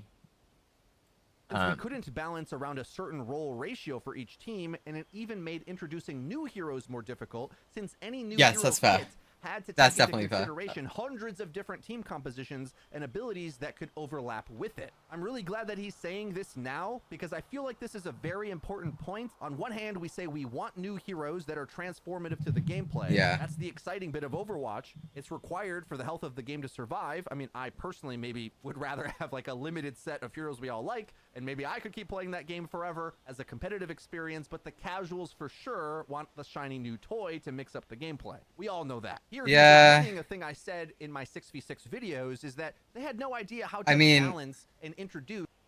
Also, to add on to that, sure, competitive players would rather the game be balanced, but that would also mean no new characters. And no new characters is worse in the terms of the casual player and for the content creator. And the reason is because otherwise the content becomes stale. And I'll bring up an example of this, and that's Pokemon Unite. Pokemon Unite has slowed down how often they release characters. And the content drought is so oppressive. Like, everyone is talking about it, of how much, like, people are saying, like, Pokemon Unite is worse now, but then are not clarifying, and now they are clarifying. Like, Chris Harris said, like, the game is now worse, with how the game has been, but wasn't entirely clear. So then he made a follow-up video of, like, just to be clear, the game is worse. It's just for content. it's worse for content, because there's no content coming in. And we had that in Overwatch. We had that. Except just not as bad. Sorry, but we had it much worse. Much worse than Pokemon Unite did. Because we had that for 3 years. Sorry, 3.5 years. We had no content. No content. It was just nothing. The patch notes were as dead as TF2. Actually, no, that's a bit mean. Okay, they weren't that dead, but they were practically that dead. It was so ass. So ass. Anyway. New characters into that Yeah. format. Sorry, yeah. It's just... It makes it worse for content creation as well. Because eventually the game will just get stale. And it will just be like, oh, here's some comp gameplay. Oh, here's this. And I guess like the only thing that content creators can really do then is like react to patch notes, react to like funny like TikToks and blah blah blah, and then workshop maps, I guess. If no new hero was introduced. So problematic. It's pretty but with doing this, most competitive players agree that Brigitte killed the competitive. True. But what they don't Sorry, what? Say is Look now. Oh, what? Back to more normal Roblox looking. Yes. Phantom Forces. Very nice game. that the mass community player base didn't know how to play her, wasn't maximizing her at all. I prefer the Because while snipers, if you so that's used just tricks my with playstyle. comp like I did, you could soar up the ranks easily because it easily rolled everything. Trust else, me, making the use of shotguns are not taking synergies as they're well not the as AoE broken healing. as like But what us Rainbow competitive Six Siege players ones. never really pay mind to is the casual player that is trying to enjoy these different mechanics without optimizing the gameplay. Okay, wait, we were as well as the talking about AoE that. healing. I need to It go really back. rolled everything else, making use of the tanking synergies as well as the AoE healing. But what us competitive players never really pay mind to is the casual player that is trying to enjoy these different mechanics without optimizing the gameplay. That is an impossible thing for the devs to balance, because basically it means you can add new heroes that break the game for one aspect of it and then be completely absent in another. That kinda hasn't happened in Overwatch 2 because things are more formulaic. They kind of do the direct job you expect them to do. It's not like Brig, who, like, is she more of a tank, a healer? I brawler guess type that's true, character? yeah. What we do it, Yeah, genuinely, if you think of, like, I guess the only character I can say that's not like that is Kiriko. And it's not even like Kiriko now, it's more like Kiriko at the start of Overwatch 2. Because it was more like, is she a DPS? Is she a DPS that flanks people constantly? Is she a support? Is she like a saving grace with the immortality? Like, I guess it was like hard to say there, but like ever since, yeah, no, they've kind of been just like, this is what this character does. Have fun. It's like, okay. Too simplified in my opinion. Player in 6v6 it was a big confusion, and it took a while actually before the top pros even made it consensus that it was the most fundamental and economic way to play. Even they weren't convinced immediately, and there was several different break comps that started to emerge. It wasn't GOATs right away until the players in that team kind of solved it. Because of the peak potential of any given team comp with 6 players, the free swap format was incredibly problematic, just like it is in 5v5, because your ability to only need to swap. I mean, that's not one low hero rank. That's to like deal with a minimum vast array of Masters, counters Grandmaster. meant that meta comps were even more immune because there was no cost to just playing the best heroes in the best combination. You should do that objectively always. Kind of like in the asymmetrical version of the game in 5v5, players are convinced that you should counter swap always. One leg oh my. no swaps, the other leg. He brings up such a good point. He brings up such a good point, and I hate it. Objectively always. Kind of like in the asymmetrical comps were even more immune because there was no cost to just playing the best heroes in the best combination. You should do that objectively always. Kind of like in the asymmetrical version of the game in 5v5, players are convinced that you should counter swap always. One led to almost no swaps, the other led to powerful swaps. Either way, I have not been a fan of the free swap format. They both cause problems. Okay, back to the... That's so true. They both did cause problems. However, I argue that counter swapping is worse. I argue that counter swapping is worse, and the reason why I argue that counter swapping is worse is because literally both tanks can just sit in spawn, constantly counter swap each other, and never play the game, and then it's just based on who, like whoever's allowed to leave spawn first, based on whoever counter pits worse. Yep, absolute yep. Like having literally your main front line just not even play the game is so stupid, because then it's literally just what team has like assassin-like characters, who has Tracer, who has Genji, or I guess who has Farfa, because Farfa is ridiculously fucking good. Yeah, Farfa is Move just to a role really queue good. format was aimed to mitigate these challenges. Moving to role queue solved many of these role queue format was aimed to mitigate... What the fuck is that? By the way, let's nerf Lucio Boop. Ah, yes. I guarantee fucking to you the reason why they kept nerfing Lucio was because of Juno. Guarantee you. Had to have been. Anyway. Cause problems. Okay, back to the blog post. The move to a role queue format was aimed to mitigate these challenges. Moving to role queue solved many of these problems and added some additional benefits to the game as well. With role queue in place, matchmaking is based on skill within a given role, not just skill overall. Some players have widely different skill ratings per role, so the ability to matchmake around a set of roles provided a big measurable boost in match quality. Let's remember, when they say match quality, they mean the predicted accuracy of any given match, because they want it to be as close to a 50% win rate as possible. They don't want to stack the deck for one team to know for sure they're going to beat another. And when their predictions are more accurate, they deem that to be good match quality. Whereas if the matchmaker is struggling to predict that accurately, they know their match quality is bad. So with more variance in not knowing what a given player at a given MMR will even play in the match, it was much harder to accurately matchmake. Okay, back. I want to bring up that kind of changes between seasons.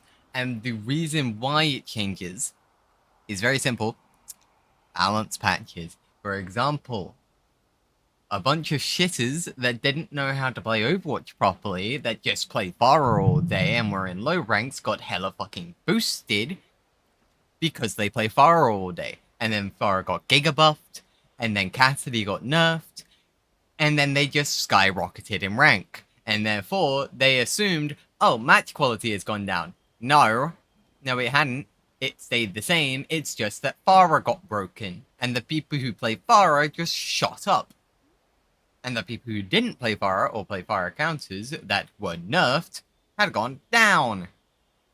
That was the problem. Blog post. He says, role queue also solidifies the identity of each role, and the fantasy of doing that role's job became clearer. However, the switch to role queue system did have some downsides, the largest of which was much longer queue times. Prior to role queue, the matchmaker just needed to find 12 players of similar skill levels in order to put a match together. After role queue, it needed to find 4 players of each role to make a match. The total number of players queuing has no effect on this. It's almost solely governed by the ratio of people queuing for the least popular role. That's important, guys. Pay attention to that, because a lot of players seem to think that, well, certainly free-to-play saves this, right? No, has nothing to do with the overall number. It's the ratio. Given the game's lower relative ratio of players queuing for tank than the other damage and support roles, queue times went way up. We'll get into details on this later. The team tried to address... I want to point out, when I first tried out to my Overwatch team, I had not played Overwatch in like 2 years, right? And back then, I was a DPS player, and I had stated on my thing, I am willing to learn support and tank. I am willing to learn them. And when I was placed onto the team, I was placed onto support, and I was told, for now, just play Moira and Lucio.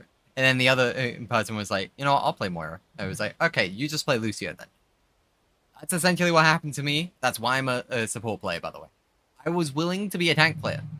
I'm not currently willing to be a tank player. I'm not going through that. address this imbalance in various ways. Unlike me. We introduced a priority pass system that gave players who played a low-demand role, tank, a shorter queue when they switched to damage. This had a positive effect for several weeks, but its influence quickly faded. We also introduced systems to reward players for playing tank, eventually giving them a loot box and a bunch of XP for queuing for that role. None of these were able to put a dent in the demand for playing DPS. Oh my god, you get a loot box? Something that you already have thousands of and you already have every cosmetic in the game? Oh no, why aren't people queuing for this role? They're getting loot boxes. So stupid, man. Damage queue times drifted a bit lower over time, but much of this was due to the introduction of open queue competitive and the permanent loss of damage players unwilling to wait that long for a match. That's a very interesting part of it. Having alternate modes kind of helps leverage out the queue time disparity. It's something that I forget because I never play open queue myself. Because open queue should not be a thing anymore. Like, genuinely, if people weren't playing, like, if people, like, sorry, not if people, if open queue didn't exist, people would play role queue. And therefore,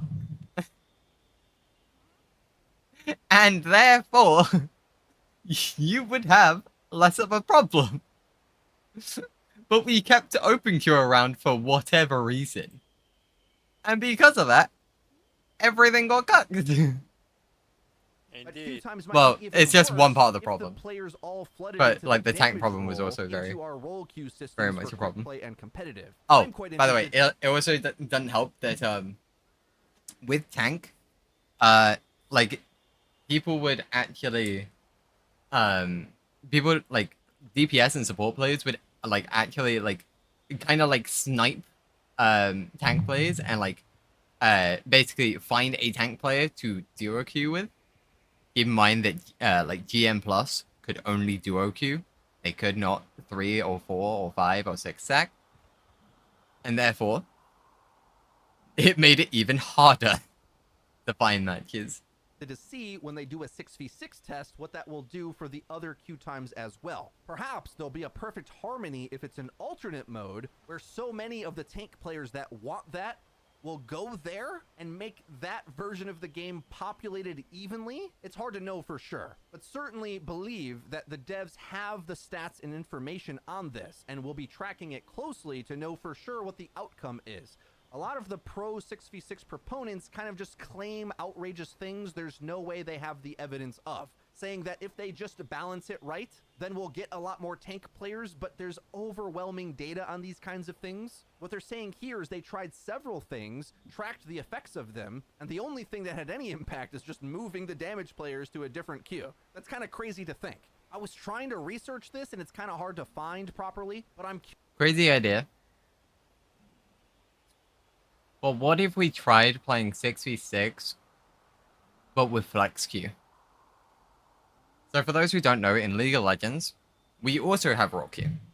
However, because of how the matchmaker works, not everyone's going to be able to get their selected role every time. Whoopsies, too bad. So sometimes you have to play a different role. You do. And we kind of have flex queue in Overwatch, but you have to select it. And I'm proposing a system where if you, say for example, play the most populated, so like whether it's DPS or support at the time, it will tell you, hey, by the way, a lot of people are queuing this right now. There is a potential of you getting filled, meaning you could be moved to a different role. Just give us a heads up. Cool. We know before the match even begins. Cool. And then if it happens, you play that role. Happy days. Curious to know. I just want to see a try at it. Like, I just want to see it be tried. If it doesn't work, you can remove it. Revert. It's fine. Yep. But at least you tried it. I want to see the outcome. I don't want to hear numbers and stats to prove why it wouldn't work before it's even tried. I want to see the actual outcome by an actual test before it happens. Even if it even if it's like it must be reverted like 2 weeks later, sure. I just want it to be tried because I know for a fact if that ever went through, there would be a lot of outrage immediately. And I know there would. But I would like to see it be tried in actuality, see people actually play through it. How many people would actually troll their games because they got filled? How many people would play through it? And how many people would be okay with it? Because, like, how many times do you see players go, like, oh, I'm the DPS, I should be doing everything, why the fuck isn't my tank doing anything? Let them get filled. Let them get filled on the tank. Go for it. But seriously? Open queue ranked actually got reintroduced. It was definitely during the drought, and I feel, if I remember way, correctly, they can also did a few experience test the seasons pain of before tank. adding it completely. And I wish Aaron It's not even stated just that, like- definitively when that happened. I want them to just try it. That's it. I just want them to Indeed. try it. Because I That think wouldn't be a bad that the idea. Overwatch devs are too scared of shit, including their own community. They're too scared of doing shit. And if they weren't scared of doing shit, it would be better. Because you can always revert it. Even I Yes. can say that. Exactly. Just do some kind of test that people can do here and there and see do it for 2 or 3 weeks. Yeah. Just like the Minecraft right now with the beta though. Like, unfortunately, like, I would say, like, hey, can we try this in, like, a separate game mode? But I guarantee you, people just won't play the game mode. You have to introduce it into the actual rank system. Yep. And I would honestly say, like, I know I said, like, give it to, like, 2 weeks. I would say give it a minimum a month. At minimum. Because that's, like, half a season, right? And I think that's, like a good enough time to be like, okay, did this work or not? Because, like, Overwatch stuff, seriously, you're too scared to make big changes. And also, you're scared of numbers going down. You're scared of your characters' numbers going down, because you clearly don't nerf anything. You just buff everything. Try and be in line with each other. Which is not good game design, by the way. Yep. Okay, here's the thing. If something is not broken, numbers should not go down for it. But everything else can go up for it. So say, for example, Farfa right now is overtuned. What that means is that she's not in a healthy position, but she's over the healthy position. That's why her numbers should be brought back. However, something that is, like actually designed well is doing okay. I think of the character. Probably something like Soldier. I think Soldier's in an alright position right now. So if you, like, chose a character of, like, this character is designed well, this character is doing alright, and this character is pretty healthy right now. Okay, now let's balance everyone else around this. Give yourself a baseline! If there is no baseline, what are you balancing on? Properly, but I'm not saying, like, actually, like, choose a character, by the way. I'm not saying choose a character and now balance around it. What I'm saying is you need to find out what that baseline is of what you want the game to be. Because they clearly don't know. Because sometimes they just nerf shit for no fucking reason. Or just because of community outrage. And then they buff stuff because they're just like, you know what, this character hasn't seen the light of day in a while. Sometimes it's okay for something to be underpowered if it's not fun to face again. Like, say, for example, Symmetra or Torbjorn. Those two are in alright positions right now. Okay, whatever. When OpenQ ranked actually got reintroduced. It was definitely during the drought, and I feel, if I remember correctly, they did a few test seasons before adding it completely, and I wish Aaron stated definitively when that happened. The revealed and stated preferences are always different. You can never trust the masses based on what they vote on a forum or which box they tick on a whiteboard at BlizzCon. What matters is them voting with their wallets and feet. Where did they spend their time? Back to the blog, there were additional drawbacks that's with fair. role queue. I mentioned earlier that many of our decisions made improvements to the game at the cost of match variety and player freedom. Team compositions were now locked to 2-2-2. This was another step to a more consistent experience The problem than is, Overwatch. okay, the problem is, with that statement, I do agree, a lot of people prefer open queue. A lot of people do. However, there is a reason for this. It's because of that player freedom. Which, that player freedom made everything more casual. And therefore, competitive open queue should not exist. I'm okay with open queue still existing. It just shouldn't be a competitive game mode. I'm okay with it being a casual game mode. That's fine. I don't care. It just shouldn't be a comp one. Yeah, the But sometimes consistency can start to feel samey. There was Yeah. some pretty exciting metas in the pre-roll queue world, And, like, that's okay. Swapping to a hero on a different role mid-match was often a much bigger change and more exciting than swapping to one of the same role. This is However, that also breaks the game, Blizzard. If you play open queue and you have the standard 1-2-2 of 1 tank, 2 DPS, and 2 support, because even in open queue, people still run that shit. Literally, if you're just losing, both of those DPS players can just swap to tanks. Oh no, we have goats again. Like, and yes, of course that's a dramatic change, because goats, like, even in open queue, is still meta. It's just that good. Even, like, I get it, in open queue and in deathmatch and blah blah blah blah blah, like, tanks have been nerfed to shit. It doesn't matter. They're basically at Overwatch 1, like, stats. That doesn't matter. That means it's just goats again, with increased healing.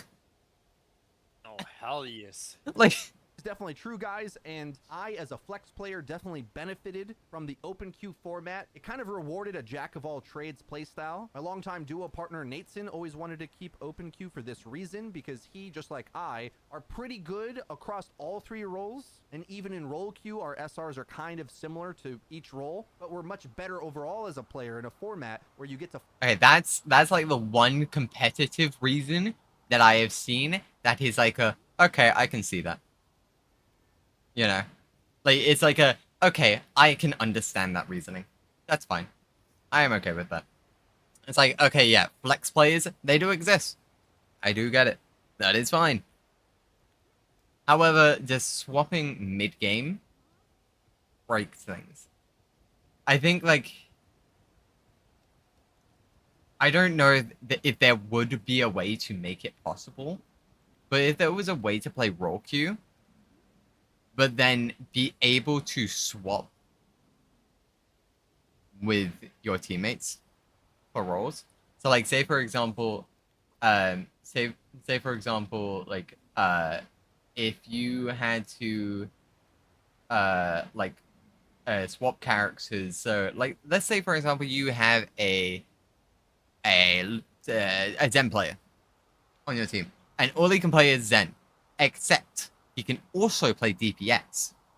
And now one of your DPS players is like, yo, Zen, you're not really doing much. Can you do more? It's like, or can you swap to something like that will give us like the edge, right? It's like, I'm sorry, I don't play anything but Zen. It's like, okay, that's fine. Do you want to swap role with me? Cool. Cool. He swaps to Hanzo, and the DPS player swaps to, I don't know, Ana. Boom! We fixed things. And now we still have a role queue for those 2 swap roles. Flex around. Remember as well, the counter picking you could do, being able to play any role, was insane, and it was a design intention since the launch of the game in its Game of the Year season. They wanted you to counter pick. And if anything, the thing we complained about as a... Okay, yes, that is true. However, it has gotten to a point where it is toxic for the game. Not toxic as in like it is a mindset toxic.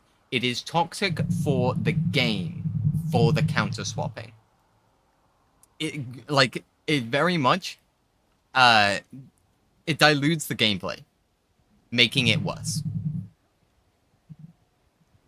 Which is why people don't like the counter swapping. When before it was a choice. You could counter swap to something that will hard counter. However, you didn't need a hard counter, because you could play with soft counters or play around your counters. There was the potential to outplay. Now there is not. So now they have simplified the game so much to it is this character beats this character, And if you are on this character and you are facing that character, you will lose. You swap. Right? Yeah, it's basically like rock, paper, scissors. Exactly. And it's not fun.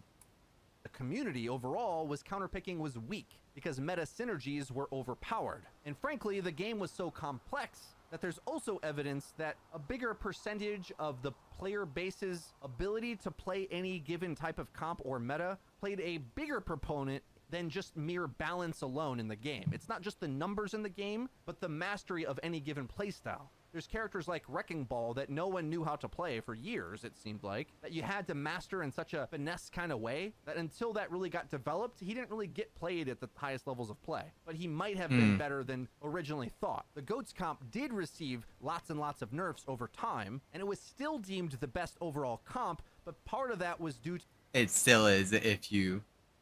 Like, if you, like, have the ability to play GOAT, I guarantee you it would still be at the top of the game.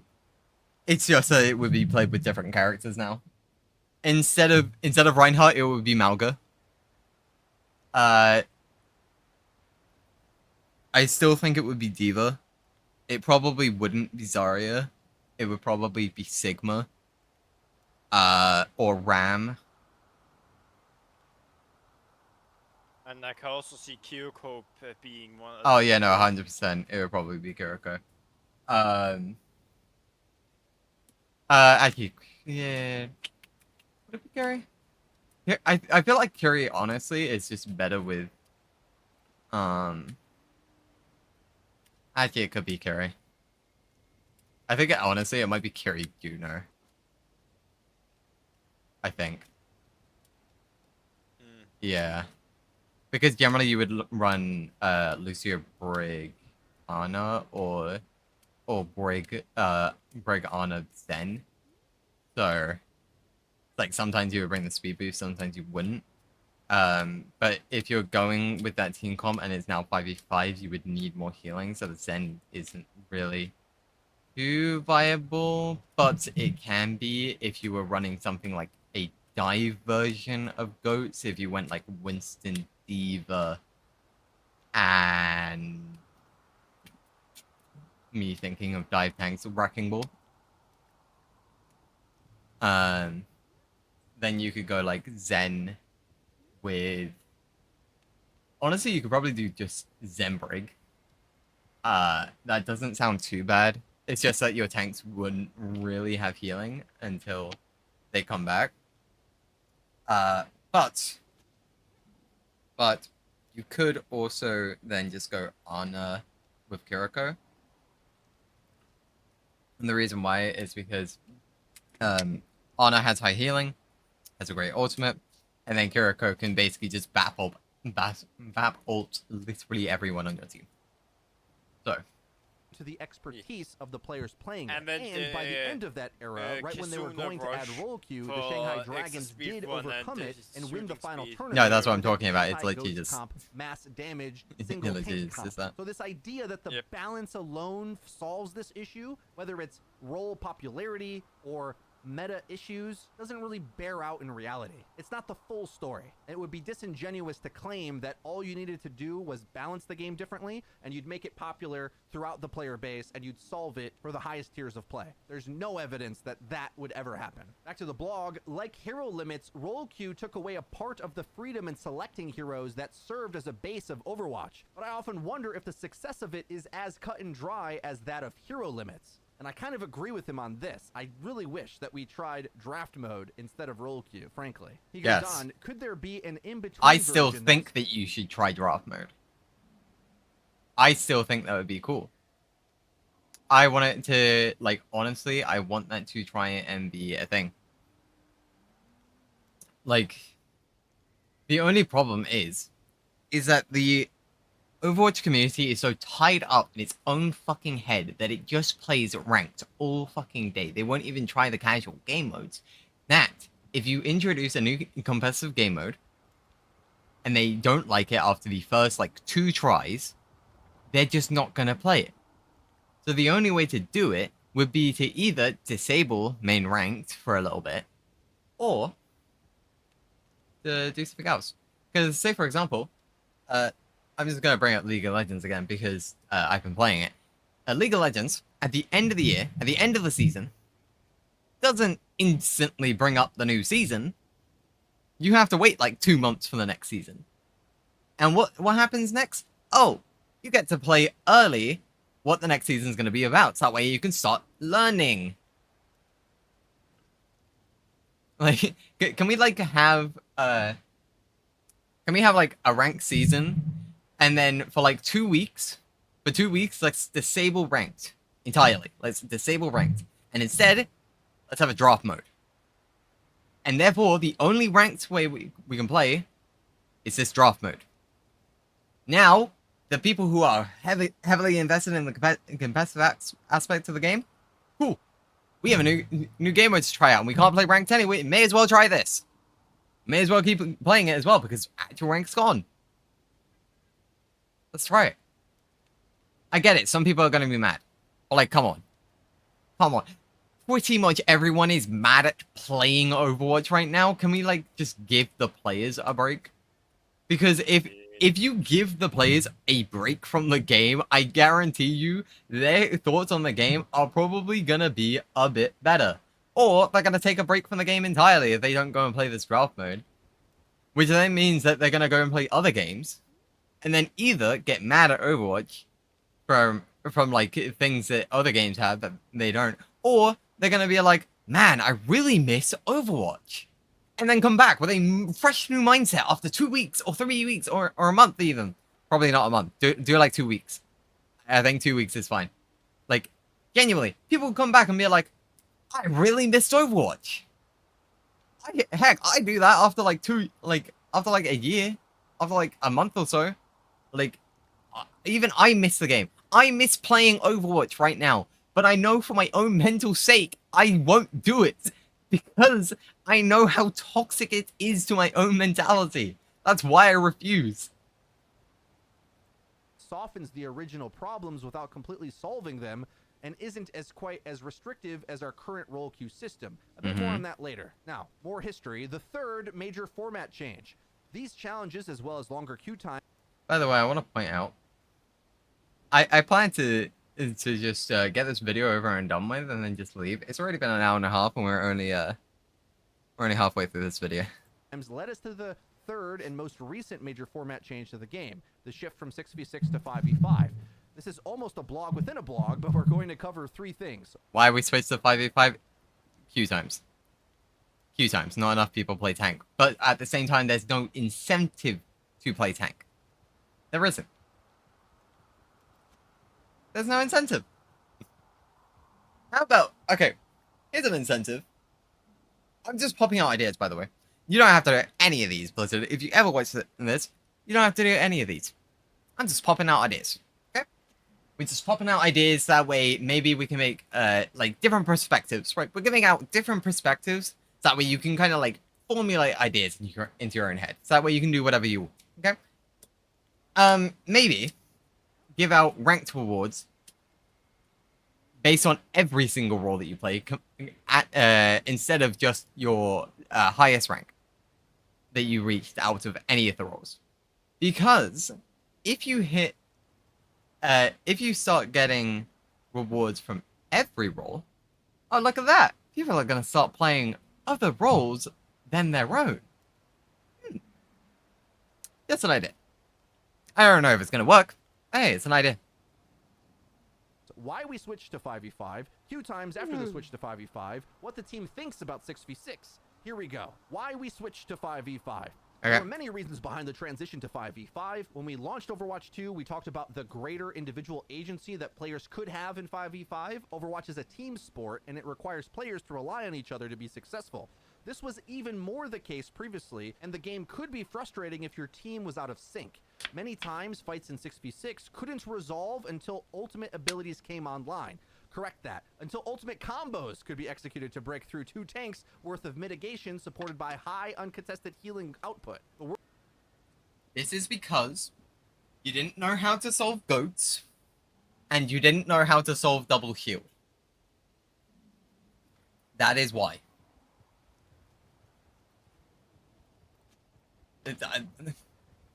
I'm just. Like what else is there to say? You didn't know how to solve these things, so you just abandoned. You gave up. Oh, fuck this. It's like Sigma was just a really strong champion because he just does everything. I don't think there's anything wrong with Sigma. Like, I just think he's too strong. He was too strong. Keep in mind, when I played esports, I played through double shield. That was the meta. I played it. Trust me, I know. The only people that really had like any like choice out of what they could play was DPS players. It was double shield, Orisa Sigma, and when I was playing, it was Lucio Moira. But the other thing we could go was like Ana Mercy if we wanted to play Far Mercy. But that was about it. I was the Ana player, by the way. I wasn't Mercy. For anyone who says I'm one trick.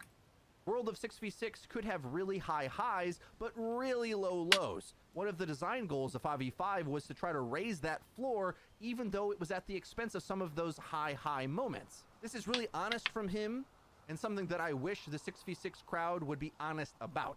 Their counter arguments to this is that, well, they could have just nerfed everything down. But even when that was the case, the thing Aaron is saying for the mass player base still existed. When you stop talking about the top 1% meta and just think of the base format of how most players experience the game, it's what Aaron is describing here.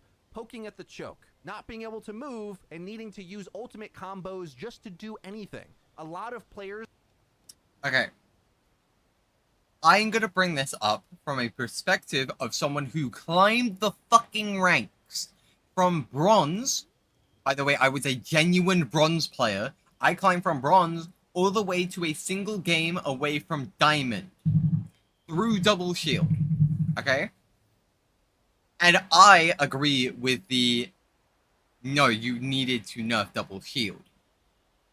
I agree. Sometimes it did come down to just, like, ult fights. Definitely. 100%. However, at the same time, there were other strategies that, like, counteracted this. And it depended on what everyone chose. I'm talking about it from the average player's perspective.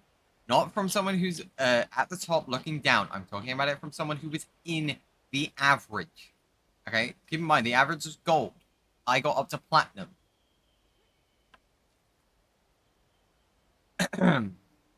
Double shield was in every single rank that I played.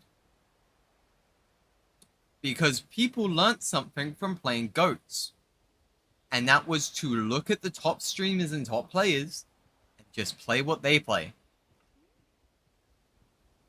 So that's why the meta instantly when Raw Q came out, transitioned to being double shield. In every rank. Every single one. I played 6 hours a day through the average rank in order through double shield. Every single day. It wasn't fun. Oh. And yeah. Yes. I agree. All fights definitely did break through. However, there were things that, like, definitely were too hard for people to understand. Because, guess what? People in lower ranks don't know how to do team coordination. Even I had teammates that didn't. But guess what? If both of my tech players were in call, and they were like, yo, I don't know how to play this character, but I know it's good. I was like, okay, don't worry, that's all good, mate. Like, if you need, like, I can, like, keep it up for you. And then, like, I'll count the abilities for you. Like, because it's literally, it's not even hard. I literally taught those players in a single game. Like, funny story. Once I had a tank duo, and they were lovely people. Lovely people. And they were like, yo, I know this is great. I don't know how to do it, though. I was like, don't worry, mate. I got you. I'll teach you. I was like, Orisa, plop down your shield. Cool. Orisa, plop down the shield. Cool. Sigma, the moment that shield is about to break, you're gonna place down your shield. Cool? And therefore, when that shield breaks, then Sigma's shield is now gonna be up. And then you're gonna wait for the cooldown of Arissa's shield. When that comes up, or is about to come up, Sigma, you're gonna drop your shield. And then Arissa, you're gonna place down your shield again. This is how we're going to cycle our shields. I met those players, like, I think it was like 2 days later. I re-queued into them, and it was great. And they were like, bro, thank you so much. Like, we've just been stomping every game. I was like, good to hear, bro. It's great to hear. It's such a simple thing. It's so simple. They, like, if it's so simple that the bronze and silver players can get it. By the way, yeah, that was the ranks that I found them in. Because, by the way, only people in bronze and silver are nice to you. When you try telling them what to do. Like, bro. If even those players can get it, it was too simple. It was too easy. I guarantee you, like, what they needed to do was nerf Sigma's shield down to basically what it is now. And then not only that, they also needed to nerf Arissa's shield. Put it on higher cooldown. Or like higher cooldown and like reduce its HP by like 200. Or 300, yeah. If it's that simple that even low rank players can get it. It's so, like, it was basically boosting players once they understood how to do it. Had that as the baseline experience of the game always. Did it feel more MOBA-y? Yes. Did it feel like his shooter game a lot of times? After 2018, definitely not. And it's the reason why so many players left. 2/3 of the Your Overwatch team left because it stopped being a shooter game. There's a major okay, that's very true. And by the time it was 2019, we were basically in double shield already, which means that we were basically just shooting shields the entire time. It was very boring.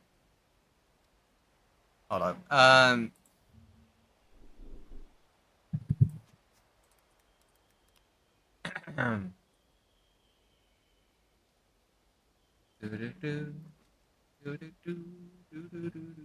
What the fuck was that featured video for you, man?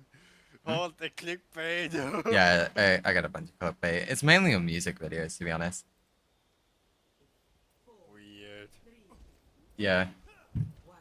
I mean, but like, to be honest, like, music videos, they do it all the time, you know? Sigma shield! Arissa just deployed her shield. You didn't see it, but she did. It's broken already. Yeah, Mabel is fun. Yeah, they're playing an alternate variant, by the way. It's Arissa Hog.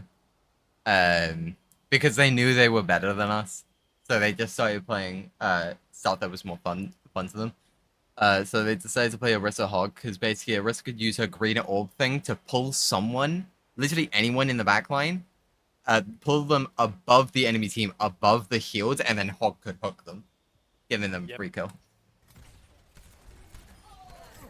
And fucking up your own team, and therefore your team is losing. Yeah, shield up.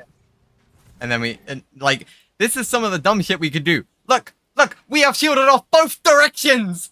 What are we doing? Like, they can't do anything. How are they meant to contest point here? This was during my esports game, by the way. Ice, top 500 player. Hot Park, top 500 player. Quantex, top 500 player. Jark, top 500 player. Fed, top 500 player. And I'm pretty sure, like, Bren was, like, Grandmaster. Bro. This is the level we were playing on.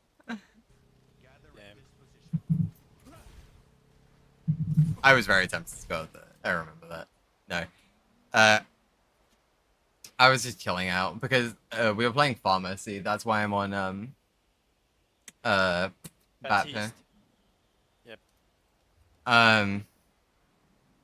Highs where Yeah, tank Mibs exchange was had a way more strategy to Mibs was a Mercy main, but mainly played Moira throughout that season because we needed Lucio. to Especially it. So for, at a like, Blizzard high World level, and stuff like that. That specifically was way better, but the baseline level was barely a video game in a lot of matches, especially if the enemy had good heroes and you had bad heroes. That still happens in 5. Okay, that's very true. I had a lot of games when that happened. I'll fully admit that. It wasn't every game was double shield versus double shield. A lot of them were.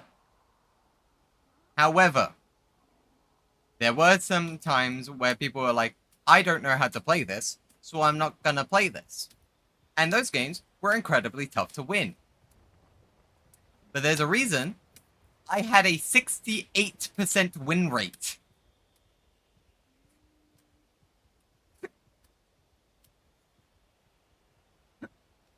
Because I know how to play it. And I can teach my team how to play it. Simple. V5, but there is lanes for you to hit your plays. You might still lose, it might still be terrible, it might still be Overwatch nonsense, but at least you get to play. Trust me, 6v6, a lot of it you just never played. You kind of just spectated what your team was failing to do. And it's in fact how much more competitive 5v5 is that makes it feel worse. It's confrontational. You have to put up or shut up in 5v5. There's far less being a passenger in the 6v6 win or loss. Back to the blog, Overwatch.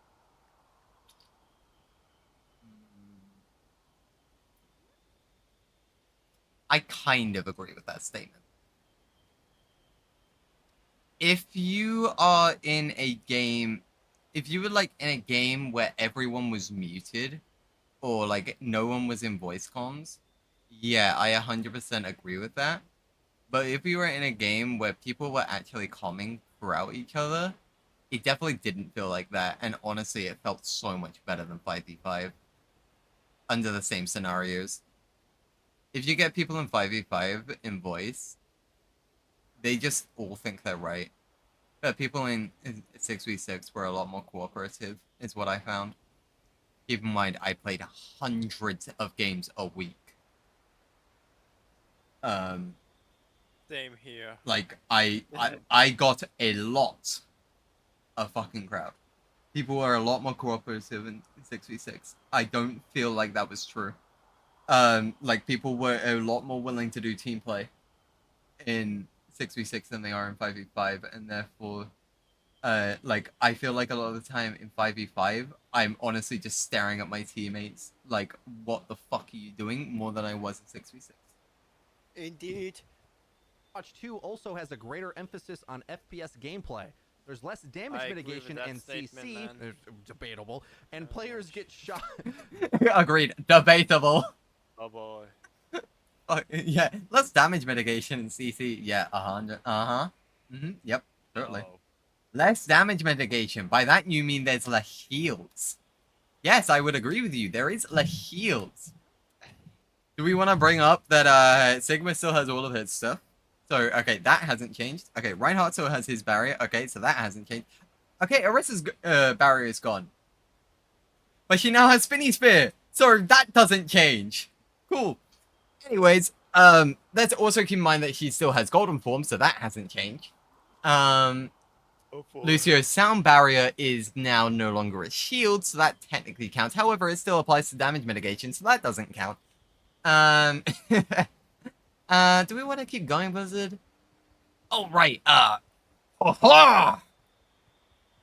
reduces the damage on everyone on your team, as long as they're close to you. Yeah, less damage mitigation, sure. CC, sure, Cassidy Flashbang is now gone, however, it is now now with Hinder, which is literally just debated on, did you prefer stun or did you prefer Hinder? I hate Hinder so much fucking more, because I hate the fact that I can still move, but I can't use my abilities. It's basically just hack. But it is basically just hack that lasts longer. Barely undodgeable. Because it's fucking Holmes! Because, yes. Why not? Yes, and at least with hack, there's counterplay. Like, if I'm playing Lucio, because that's my main, if I'm playing Lucio, and a Sombra goes to hack me, I just need to flick at her and press my boot button, and it cancels. And then she doesn't have it for like 4 or 5 seconds. And then I can just chase her down. I'm fine. Cassidy nade. He yeets. I do some sick maneuvers. I outplay him. I'm now above his head. He's for some reason looking at the ground. This is a real example, by the way. He tosses the nade, and it still goes on me. He tosses it at the fucking ground. I'm so glad they removed magnetic. I'm so glad. It now works like old flash, but it now just hinders instead of stuns. Okay. Anyways, sorry, I went on a bit of a rant there. CC. Let's see. Reinhardt saw a shatter. Didn't get removed. Sorry, I need a hero list. I need a fucking hero list.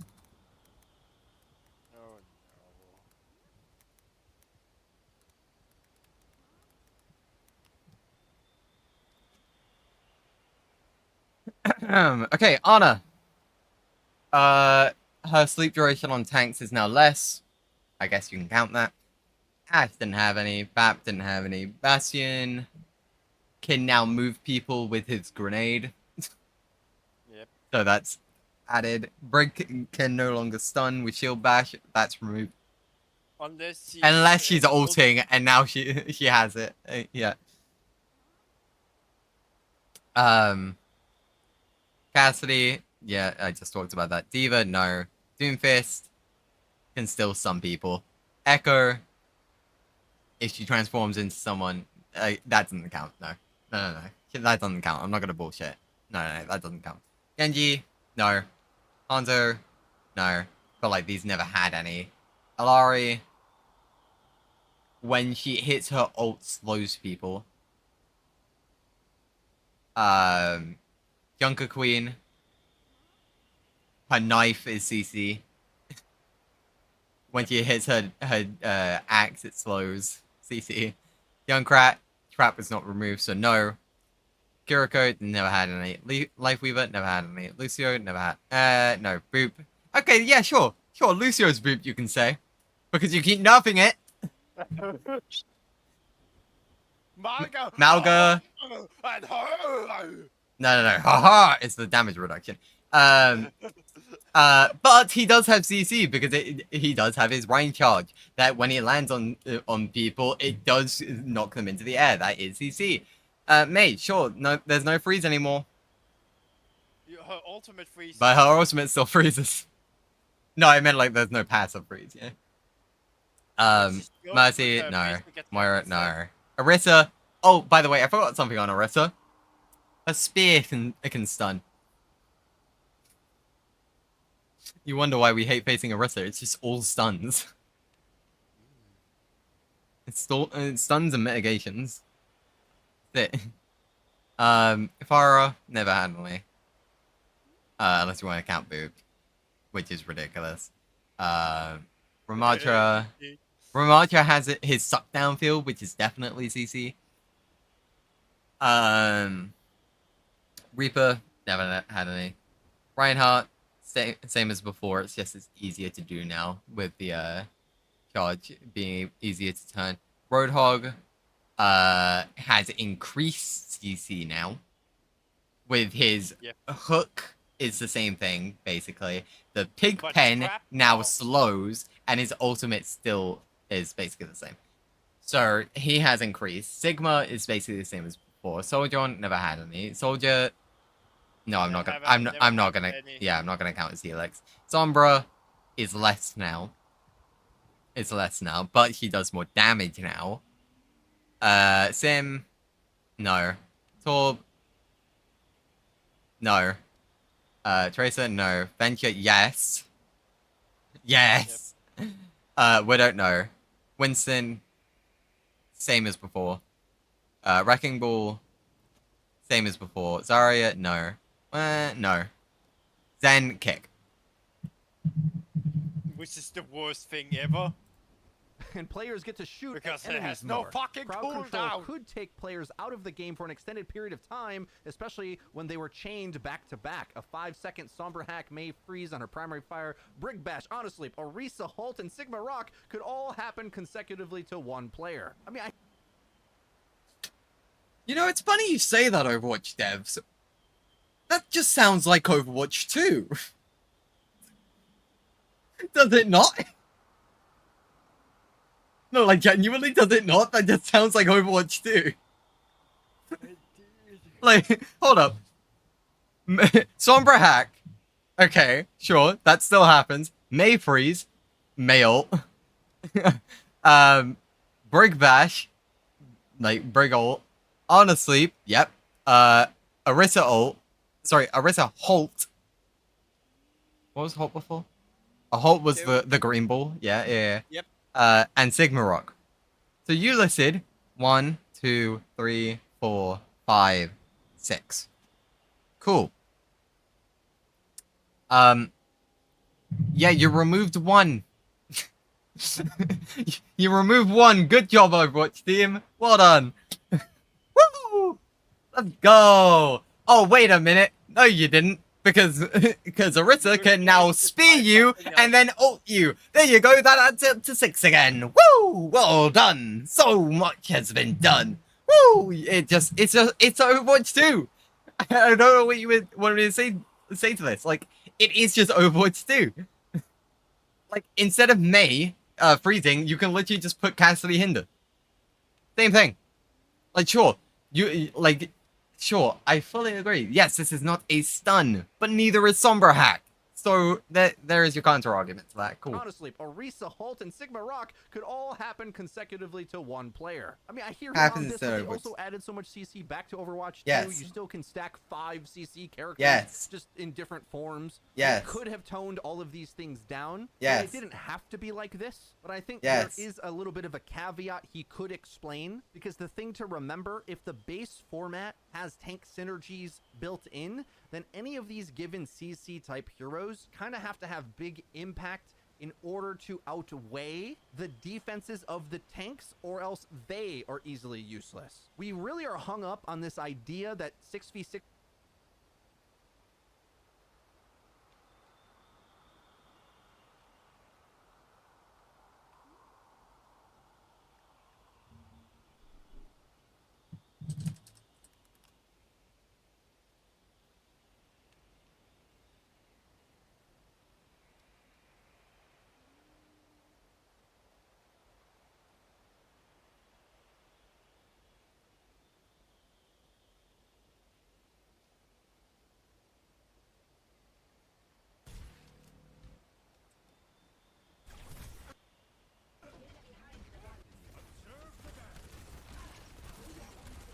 In Overwatch 2, these two would be dead already. The tank being walled off like this, they would be dead already. Yeah, I just want to point it out. Like, if it was just Orisa or just Sigma, they would be dead already. And you want to bring up that like they wouldn't, like, what?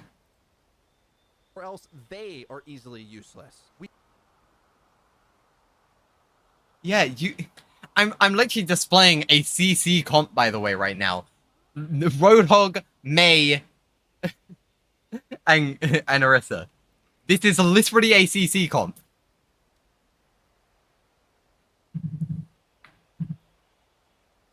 They don't die because they can cycle their shields, which gives us enough time to jump over the wall and save them. Josh is not dead because there is 2 tanks here. This is not a valid point.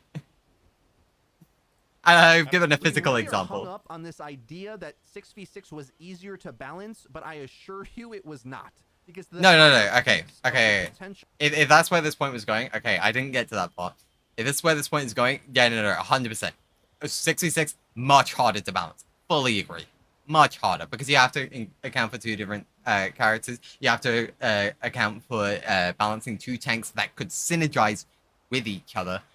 And then you also have to balance around what fucking interactions they can have with everyone else as well, not just their own team. So of a given comp could shut out a bigger percentage of the game. Whereas in 5v5, I'll play for hours and see loads of different heroes. That was never the case on any given patch in... what kind of Overwatch 2 are you playing? Because I would always see the same characters. What? Overwatch 1. Back to the blog post, Lucky man. typically a tank Lucky. who could often survive this onslaught. At least in-game, their real-life mental health was another story. Damage heroes often complained that their role was the least impactful relative to the strength of the super powerful tank synergies and so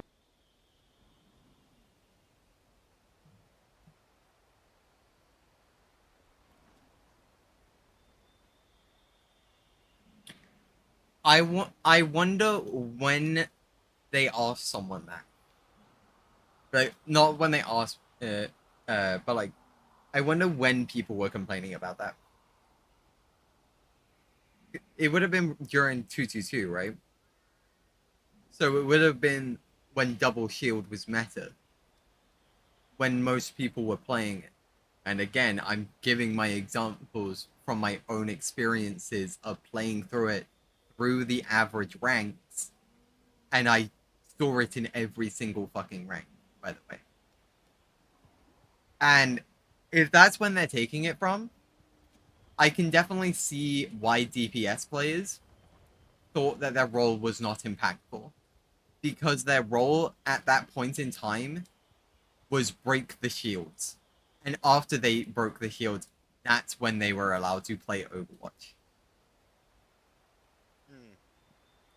support heroes undoing their playmaking. This is another one I'm certain Samito would contest with, but he was one of the high-minded, big-brain DPS players who was very good at the game and understood the game at a deep level. Most other players' experience against two tanks or multi-tank was, wow, these shields take a long time to shoot through. Yes. And whereas Sam is a master of like game sense heroes like Echo.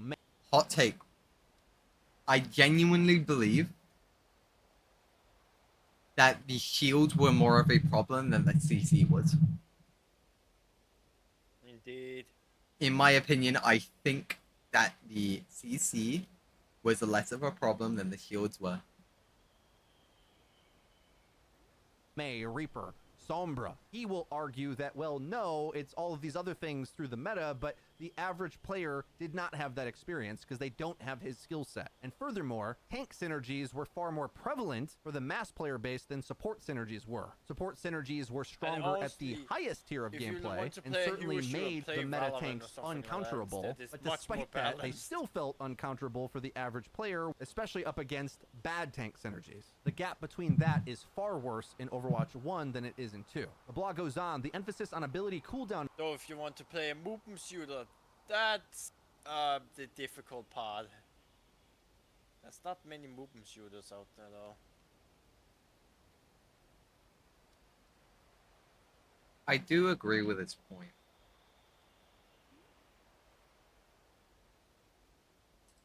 I need to rewatch this. Just to make sure I have this right. Don't have his skill set. And furthermore, tank synergies were far more prevalent for the mass player base than support synergies were. Support synergies were stronger at the highest tier of gameplay and certainly made the meta tanks uncounterable, but despite that, they still felt uncounterable for the average player, especially up against bad tank synergies. The gap between that is far worse in Overwatch 1 than it is in 2. The blog... I definitely agree. But at the same time, I also I need to bring up the other side of the story, where yes, they did feel uncounterable sometimes. However, at the same time, I'm bringing this up because it's what Overwatch 2 has basically been designing around, which is what is more fun. You know, like you can definitely tell like when a hero's been like buffed or nerfed, or like this is more fun for the game, or like a character has been like, this is a cool idea, it's just fun. You know, like kind of like Lifeweaver, like was a cool fun idea, but was complete and utter dog shit for like 3 months. Actually, no longer. Like tank synergies were part of the fun. So when Overwatch 2 came around and you could no longer do tank synergies, it removed some of the most fun aspects of the game for some people. Yep. Because I love the old tank synergy, man. I really do. Like, I understand that sometimes it's needed. Sometimes you do need to remove features. And I don't think I have enough Overwatch experience. For as much as I have a lot of it. I don't think I have enough to say this was definitively good or this was definitively bad.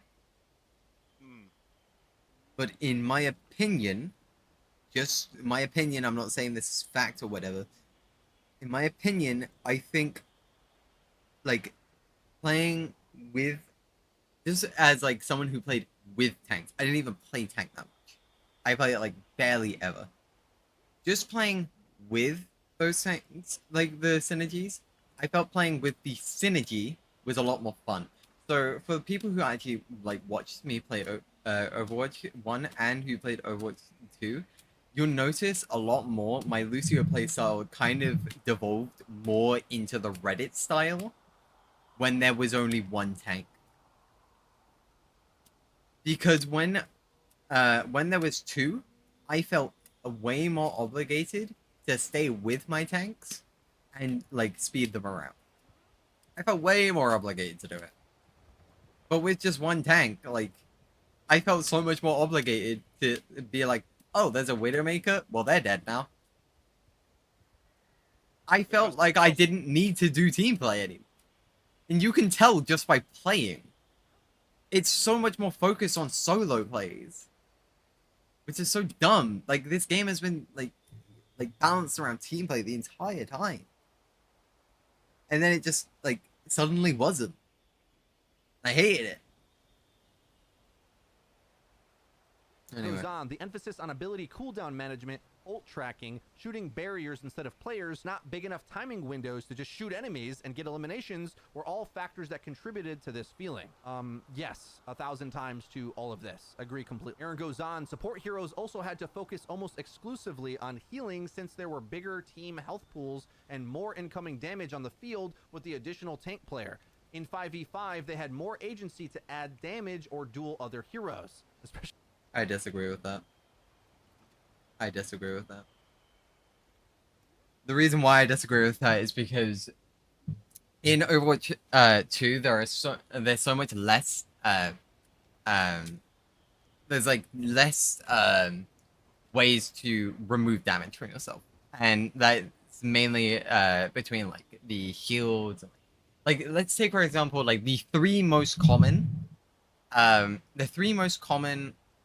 duo synergies that you would see for tank plays: Orisa Sigma, Reinhardt Zarya, and Winston D.Va. Yep. I would argue those were the most common three. Anyway, Orisa Sigma, you just cycle the shields. They take so much less damage just by doing that. And keep in mind, Orisa also has Golden Form. And Sigma has Flux. They take so much less damage.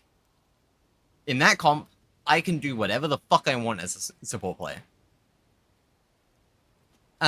In Reinhardt Zarya, the Zarya player doesn't even care if the Reinhardt takes damage because they just bubble them. Oh, look at that, I'm now full charge. It's time to go in. Again, I don't have to heal as much. Literally, Zarya gets up to full. We duck behind a corner real quick. Ana heals up our Reinhardt. Cool, now let's go. I don't feel like I need to be pocketing. Keep in mind, I also played Ana. I wasn't just a Lucio one trick. Like, I'm not saying like I refuse to heal. Like, genuinely, I don't feel like I needed to do that much. With Winston D.Va, it's dive. You dive in. D.Va can defense matrix. Winston can bubble. Oh, by the way, Winston bubble. I didn't even count that for damage mitigation earlier. There you go. That's still in the game. But at the same time, with all the shields, they have reduced all their HP. Yeah. No, I genuinely don't feel like I had to heal as much. Except like in low rank, where people were so stupid.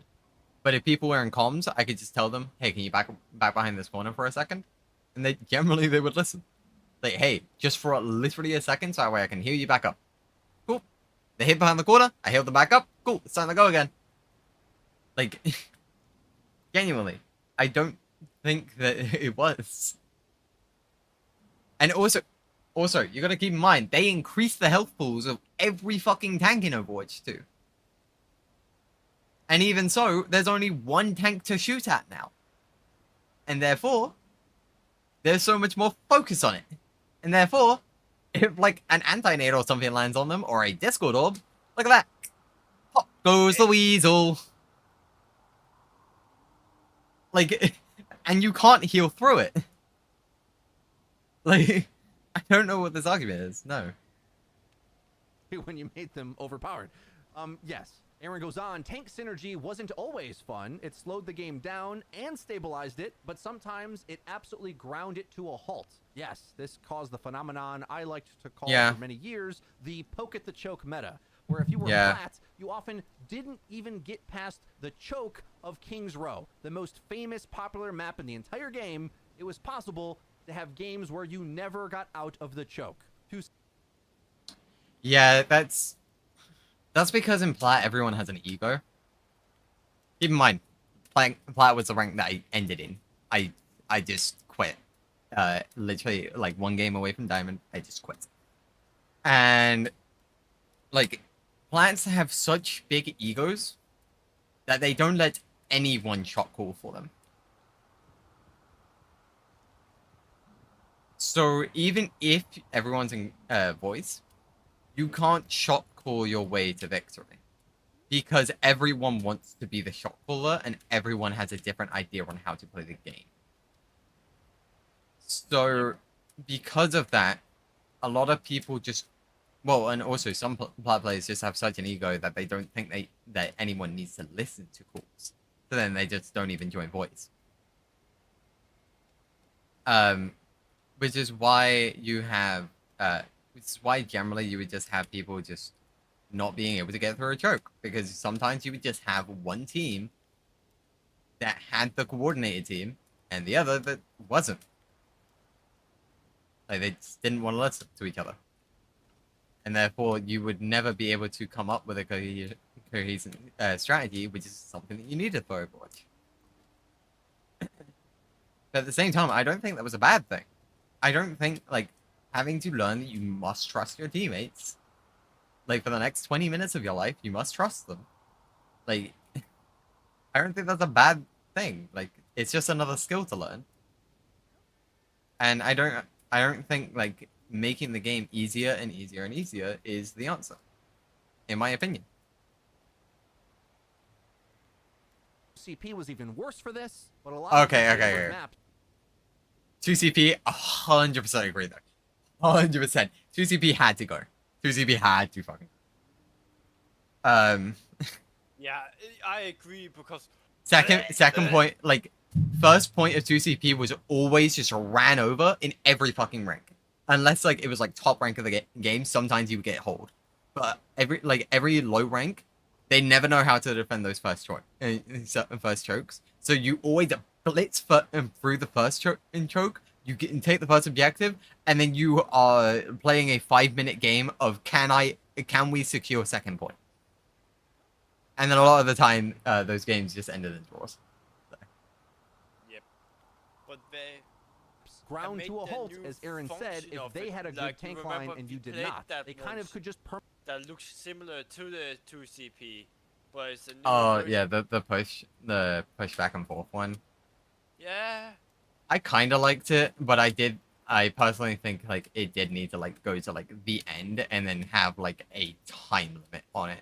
Have a time limit on the game mode. So, like, it's either you push all the way to the end and take that final objective and then boom, over, or, like, after, like, 15 minutes. Like and then, like, or it's, like, after 15 minutes, whoever's pushed further, or if it's on central point, overtime. overtime of whoever pushes to the next point wins. But it was like, I'm pretty sure it was like that. No, it wasn't. It was Whoever pushed it no. that or it got wasn't. the, like most wins there. It wasn't. It was first to push 5. Which is why most fights always ended on the fucking middle objective. It was stupid.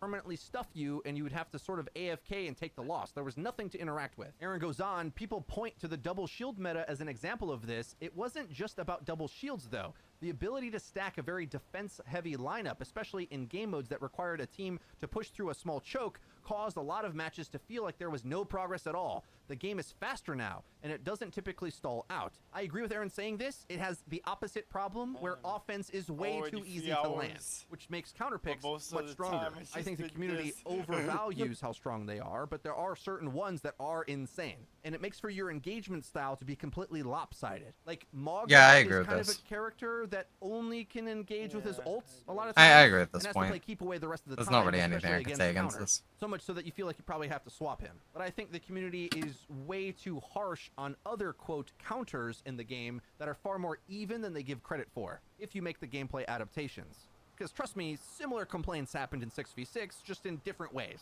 You'd complain about your other tank not helping you, let's say.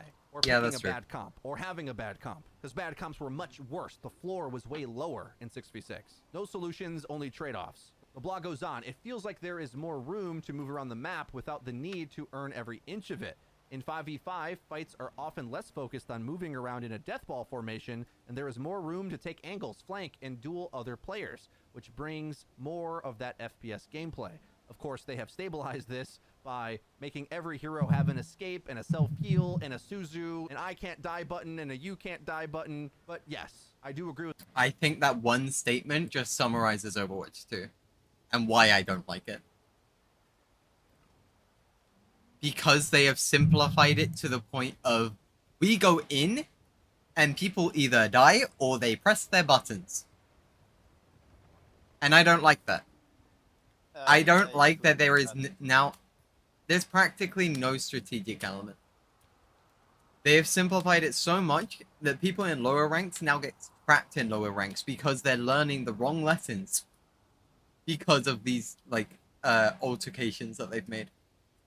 While people in lower ranks in the old game would get stuck there because they just didn't understand something. Like, say, for example, positioning. And Ana would stand directly behind their tank and die and wonder why. In 6v6, they would get punished for that. Even if it was by accident, they would get punished for that. If they did that in 5v5, oh, no. You think they'd be punished by that? No. They just nade themselves, and then after they nade themselves, they just get support passive. And then they're fine. Like, they're genuinely fine. Like, they have no reason to worry. But in 6v6, they would just, like collapse on. Like, an Ana standing so much further back in a good position where they can actually heal most of their team. Like, even if the Ana doesn't get punished in that scenario, like, if Ana wouldn't get punished in that scenario, if Ana was standing in the middle of their team in 6v6, I guarantee you they would not be able to heal everyone. Not properly anyway. And therefore someone else on the team would therefore die. Because they are purposely standing in a worse position for sightline. Which is the thing that Ana needs the most. And because of that, they then aren't able to heal their team effectively.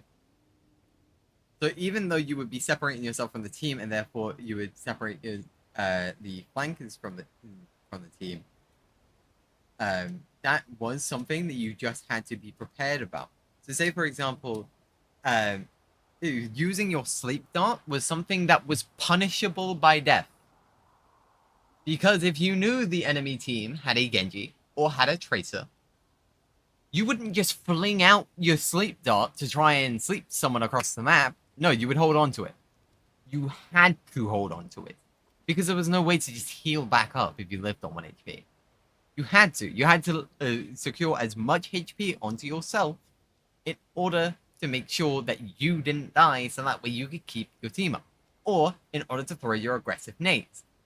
If you were playing against, like, say for example, if you were facing a Genji, most likely you would only have to wait for your sleep, because one-shot combo was difficult to land. However, if it was a Tracer who can literally one-clip you, yeah, you might have to hold on to your nade so that way you can chuck it at your feet as well, just to survive that one clip. It was something that was punishable for something that you did. Now you just have too many buttons. You have too many buttons to say haha, haha. With him in this point where you are flanking, getting angles, And I don't like cover, that. and dueling, not just working down the front line, and I prefer that personally. Moving on, he says, while 6v6 can have high moments, it also is hard to follow. Tracking 9 other players is easier than 11. I kind of disagree with him on this, honestly, so for that personally. Moving on, he says, while 6v6 can have high moments, it also is hard to follow. Tracking 9 other players is easier than 11. I kind of disagree with him on this, honestly. There are fewer visual effects on screen, especially during big team fights. Overwatch is pretty demanding of a game, and moving to 5v5 made it a bit more cognitively manageable. Lastly, one of the biggest benefits of 5v5 was dramatically reducing queue times. Let's explore I don't really say anything on that. About the viewability of the game.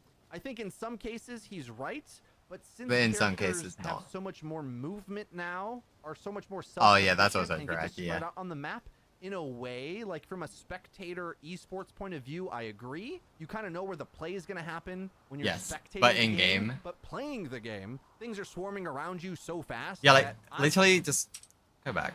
Spectating the game, but playing the game, things are swarming around. If people you are playing properly here, so fast. you're gonna have someone up in this window. You're gonna have people down in this choke. You're gonna have people up here. You're gonna have someone over to the left, by the mega, like over there, like. That's Overwatch 2. That's Overwatch 2, how it's played. In Overwatch 1, you would have everyone close together. Which is why characters like Lucio were so good.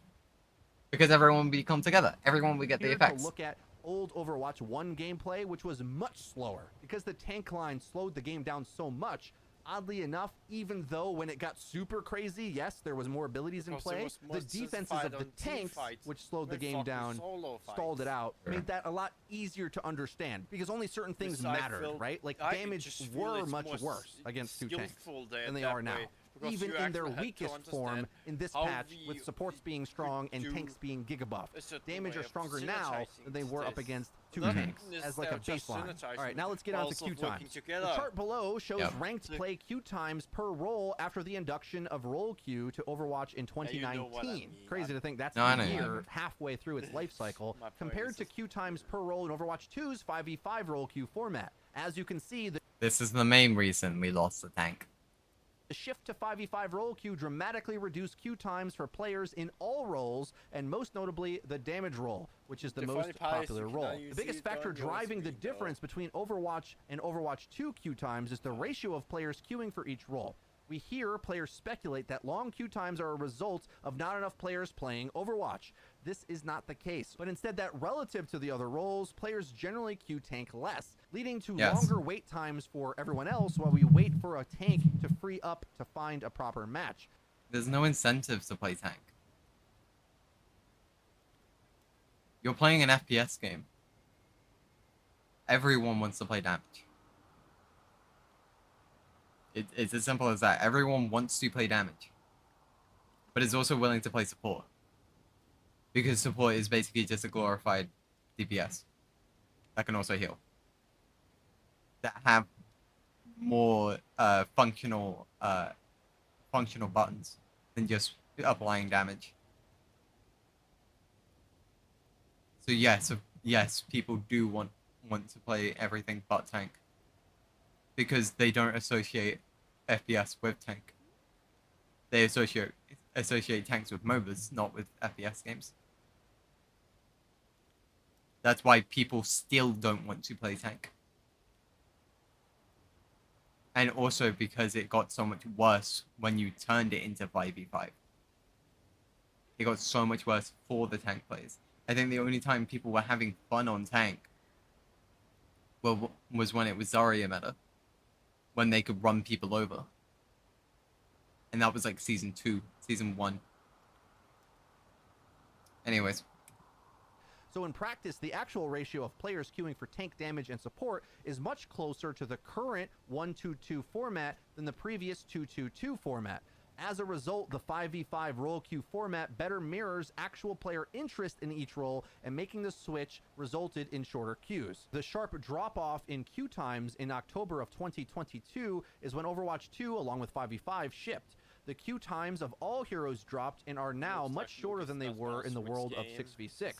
This is almost all because the game required one less tank in a match. If you look at the current queue times, you can see that there is still a lack of tanks compared to our other roles. Just flipping the switch and returning to 6v6 would likely cause a return to previous queue times or worse. What Aaron's admitting to here is that there was nothing they could ever do in the entire history of the game to make tank popular. The only thing that worked was to lower the number of tanks required to make a role queue match, or require no tanks. So far, that's the data we have. But perhaps the gameplay is worth the wait. That would be the only argument you could make. That the gameplay in 6v6 is so much better that we would all rather have longer queues rather than try to improve 5v5. Aaron goes on, regardless of the amount of players in-game, queue times are always reflective of how many players are queued per role. In other words, the main driver of increased queue times is the ratio of players queued in each role. Since there are less players queuing as tanks, queues would likely go back to the way they were before. Next part of the blog, thoughts on 6v6. The game started its life with 6 players on each team. I discussed why we moved away from 6v6, but that doesn't mean it's without any merit. There were moments and madness that could happen with 12 players in a match that just don't quite coalesce when there are only 10. It was almost too much to keep track of. Correction, it was too much to keep track of at all times, but that was a part of the charm. There are big moments in Overwatch 2, but they aren't quite as chaotic. That is entirely correct. That was, I would argue that was the main charm of Overwatch 1. The fact that there was chaos. Yep. Yes, this game is very hard to keep track of, even in 5v5. I would fucking agree. In 6v6, it's hard to keep track of. I fucking agree. It's very hard. It's just it's hard to bring people in because of that. I'll fully agree and fully admit to that. It's a very hard game to get into because if you show someone gameplay, what are they looking at? But for someone who understands the game, it becomes so much more enjoyable. When you saw those kinds of plays from the like overview, from the overview perspective of the spectators from like Overwatch League, it became so much more. And I want to point out something. This to someone who doesn't play Valorant. Valorant is an amazing game. And yet,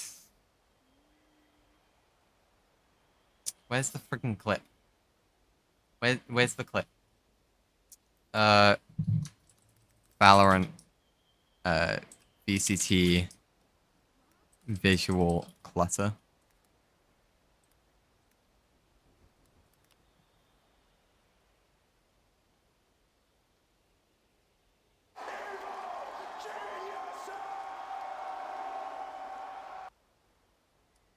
Ray, show me freaking. Oh, I know there's a clip. Where is it?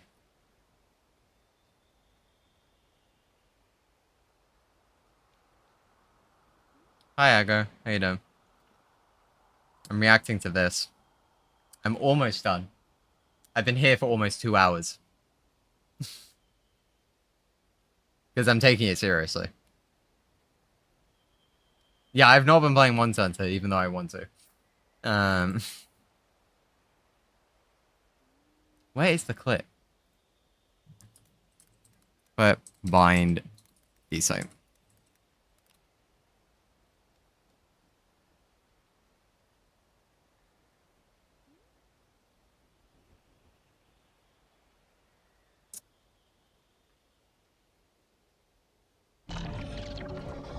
Oh wait, actually, is this it? 知っててボスモックするよ。はい。一份好，別打住。待って、俺スパイク取ってくる。オッケーオッケー。水も水も水も。パンチます。はい、左。That's not it. Okay, I can't find it. How you doing today? I'm reacting to this for the past 2 hours. I'm almost done. Almost done. 8 more minutes ago. And over the top. Are you mad? Part of the chaos allowed players to feel less pressure. I'm not mad. I'm just like displaying my feelings on things. And like I'm giving my own opinion based on like my own experiences throughout 6v6 and through 5v5. Because essentially, if no one's heard, for the people who are now just joining, they're essentially considering like they're putting 6v6 back into Overwatch 2 as a trial mode, and to see if there's enough interest for people to want 6v6 back. So they're talking about problems, and I like this person is a high ranked player, and I'm explaining it through the perspective as someone who in Overwatch 1 in 6v6 climbed from bronze all the way to platinum, just a single game away from diamond. So I was queuing against diamond players as well. That is basically what I'm explaining. And like, for example, like some of the points that have been brought up is like people weren't playing like double shield in low ranks, but I can like that's been said in here as like that's not true because I played it in every rank. Keep in mind, I'm a support player. I had no choice what my tanks picked, but I did play it in every single rank. They understood the meta. Like, anyway. Pressure in a match. There was an extra player to take up a part of the chaos allowed players to feel less pressure in a match. True. There was an extra player to take up a bit of the slack for someone that was playing poorly. True. Since that player was a tank, they had quite a bit of impact. There was a lot more hit points and defensive capabilities to burn through, which had a stabilizing effect on gameplay. Yes. Teams would fold a bit slower than they do now. We went over some of the issues of tank synergy earlier, but yes, but a single ability landed could have turned an entire team fight and just made you entirely just blow up. Just like in Overwatch 2. And I don't think people respect that enough.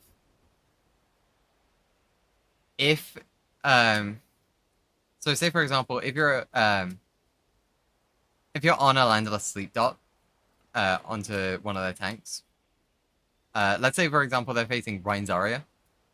If you're on a landless sleep dot onto, I don't know, their Reinhardt, then quite simply, Zarya could then bubble it until he wakes back up.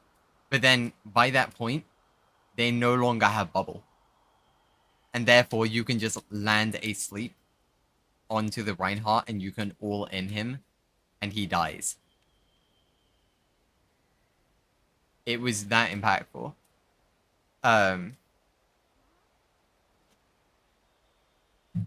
So while yes, there were more defensive tools, at the same time, it was still like there were more defensive tools simply because there was the extra player that was a tank. I do fully agree with that. But I think like while it did stabilize it, the chaos was still very much there. Especially if you were in a coordinated team. And by that, I mean a team that was actually using voice comms and was actually listening to each other. If you were in that, I don't really agree with that. Having two of them allowed one to focus on protecting their backline while the other held ground are pushed into the enemy team. The tank role had a lot of depth in understanding how to work with the other tank on the team. This part of the mastery curve took a long time to learn, and for a small group of people devoted to it, this was part of the allure. We mentioned the difficulty. I want to bring up the point that also the only role that didn't apply to was DPS, because you had to also learn that for support with your synergy. Say, for example, if you were playing Lucio, you would have to realize that you do need to peel for your other support. In Overwatch 2, you don't even need to anymore. I'm not a big fan of FPS games, but I see that I see where you're coming from. Yeah. I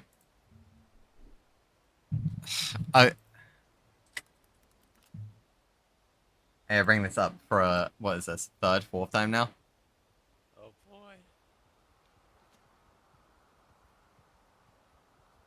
All the way back.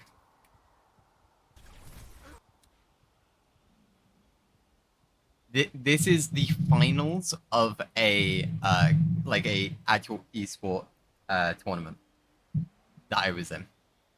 As you see, I'm right here.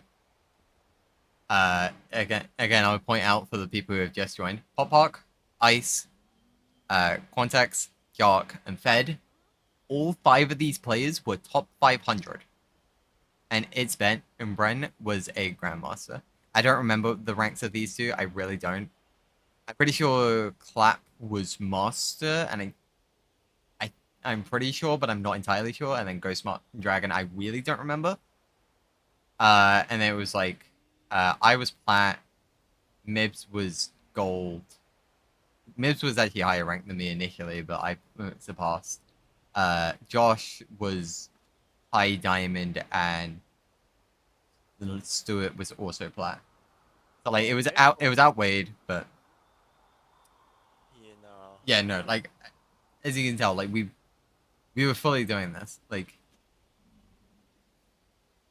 that's where my experience comes from. I've done Overwatch esports. I understand how hard it is.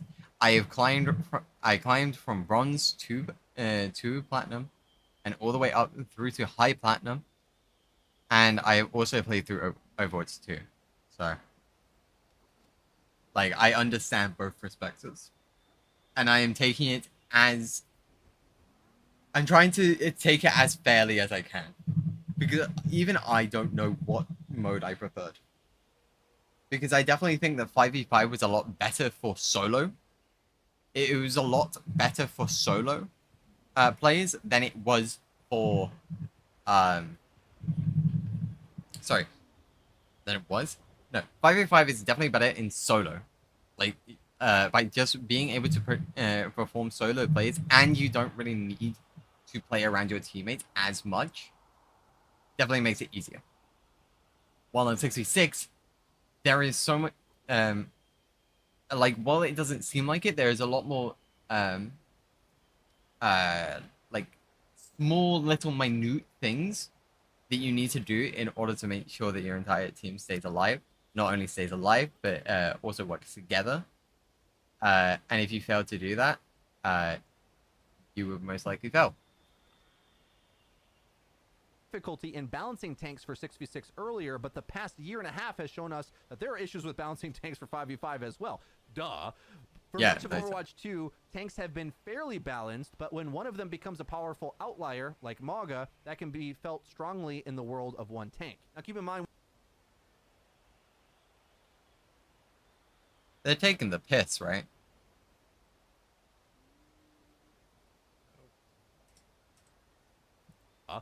For much of Overwatch 2, tanks have been fairly balanced, but... They're taking the piss, right? Tanks have been severely underpowered since, like, Season 1 or 2. Unless, like... And the only outlier of that is when Mauga came out. That is the only outlier. Other than that, every single tank has been so fucking useless that everyone plays Orisa basically every season. Because it's the only tank that can survive. Unless they play Ram and then just hold up block the entire game. Fairly balanced my ass. When one of them becomes a powerful outlier, like Maga, that can be felt strongly in the world of one tank. Now keep in mind, when the devs say balanced here... Okay, I'm gonna let him explain before I mold my head off. Use the term the way that I think we should use the term, but a lot of players don't. A lot of players think balance means whether the game sort of makes sense, which is a bit subjective, but a lot of players do agree on a lot of those points, like what should be rewarded, what should be strong. That's kind of how they say balance. When the devs talk about balance, what they mean is win rates and pick rates. Are the heroes performing somewhat competitively, especially... I hate that outlook. I hate that outlook. By that standard, Sombra in Overwatch 1 was the most useless character ever. Genuinely. By that outlook, Sombra was the worst character in Overwatch 1.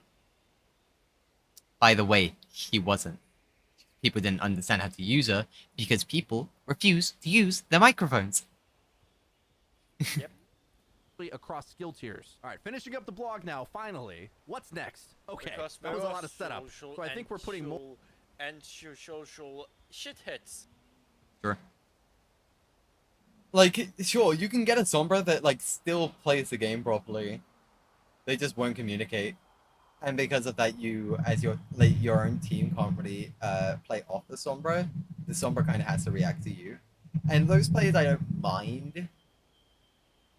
But they definitely are worse than the players that actually communicate what they're doing, so that way you can time your engages properly. Anyway. More effort into this than any essay I wrote in college. So where do I go from here? At the end of the day, we want to make the game that... Oh, don't... Actually, no. I agree with you, devs. Don't worry. This is more effort than I've put in to literally anything you guys have ever said. I've spent 2 hours on this video. I don't think I've ever done that. To play. Because of the challenges mentioned previously, we are focused on making 5E... By the way, this is a 37-minute video. I've spent 2 hours on it. Experience it can be. They keep pausing it. However, because we operate as a service to our players, we always remain open-minded to re-evaluating our decisions based on your actions and feedback to give you the best game experience we can.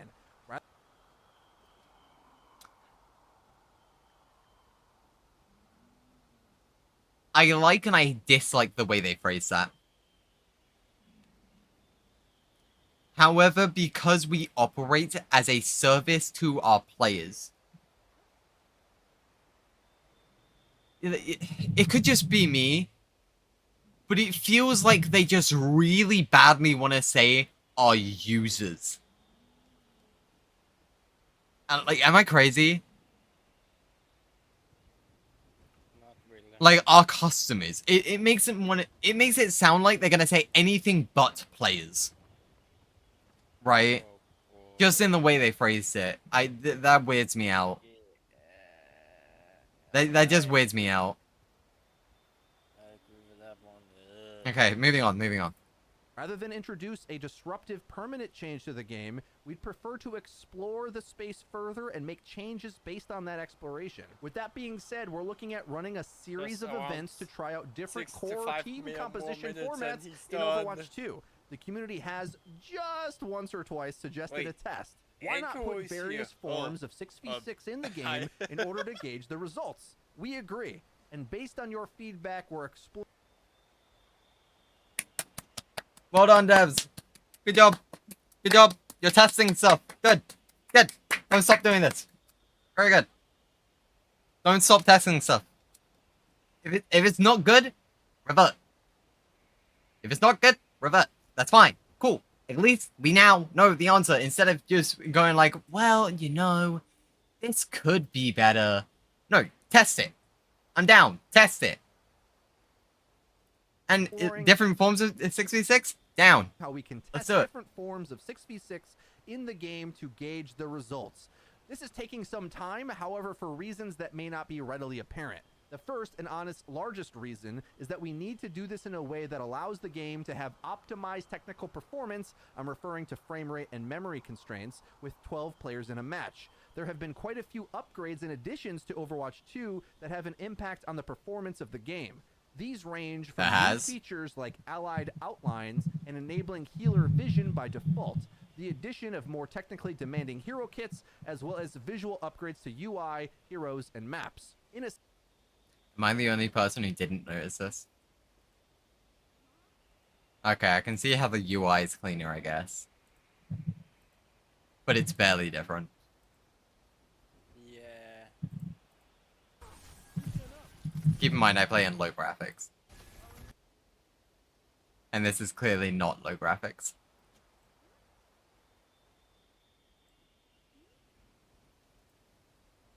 I barely notice it, I'll be honest. No, I didn't. 6v6 setting, these upgrades can have significant impacts for our players. Like, I'll be honest. Oh, he did. F. Oh my god, and I'm still stuck here. I'm gonna end stream after I finish this video. 5 minutes to go, guys, right? It's only 5 minutes, right? Yeah, no, I'll be honest, I barely... The changes to the UI, they don't matter to me. Yeah. They really don't. And though I missed the old border though, with the how high your level was, man, I love that. I think it's whatever, to be honest. I did 0 on that 5 minutes. That 5. Oh yeah. 50 minutes, another 50 minutes. Yeah, I got you. Causing the game to underperform on older systems. Overwatch is a fast-paced game, and maintaining a game that runs smoothly across... I want to also bring up something that I don't think they're going to bring up. The game now runs on a Switch. Which, by the way, even if they keep going at the rate that they're going, I don't think it's going to be capable of running on a Switch anyway. But it does run on Switch. And therefore, I think it's also in the realm of possibility to say 6v6 would break it on Switch. Like, entirely. So, for anyone who enjoys playing Overwatch on the Switch, is probably, basically, by default, probably going to say 5v5 is better. Across our platforms is important for the player experience. While a limited time test could arrive sooner, the team is still investigating exactly how long it would take to permanently increase performance across the game. This would be a large effort and would most likely take at least several seasons to accomplish. That's fair. Another issue, Optimizing and one that things still hard. gives me anxiety about opening this Pandora's box, is what do we do with queue times if enough players prefer 6v6 to keep some form of it around? The team was not able to solve this issue previously while we... Okay. Just pointing this out there. The way they phrased it.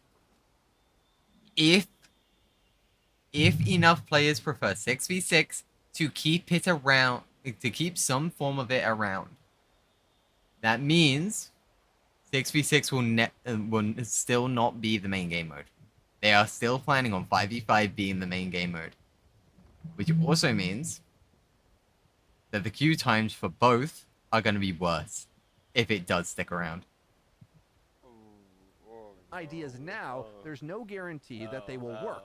Is there a world where people are willing to live with long queue times to play this old format? Yes. Maybe, but that's a pretty risky move to make. We also have tens of millions of new players that have only ever played 5v5. We want to be openly mindful not to frustrate those who like the game as it is today. The outcome of these tests would give us a lot of valuable information to consider moving forward. We'd run the tests for a few weeks and gauge interest from the community.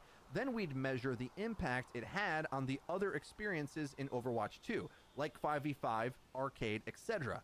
We'd take the lessons from this playtest to see what we can learn about the mode within the current game ecosystem and for the future of Overwatch. We would reflect carefully on the learnings from whatever test we run and explore how to best give players what's being asked for.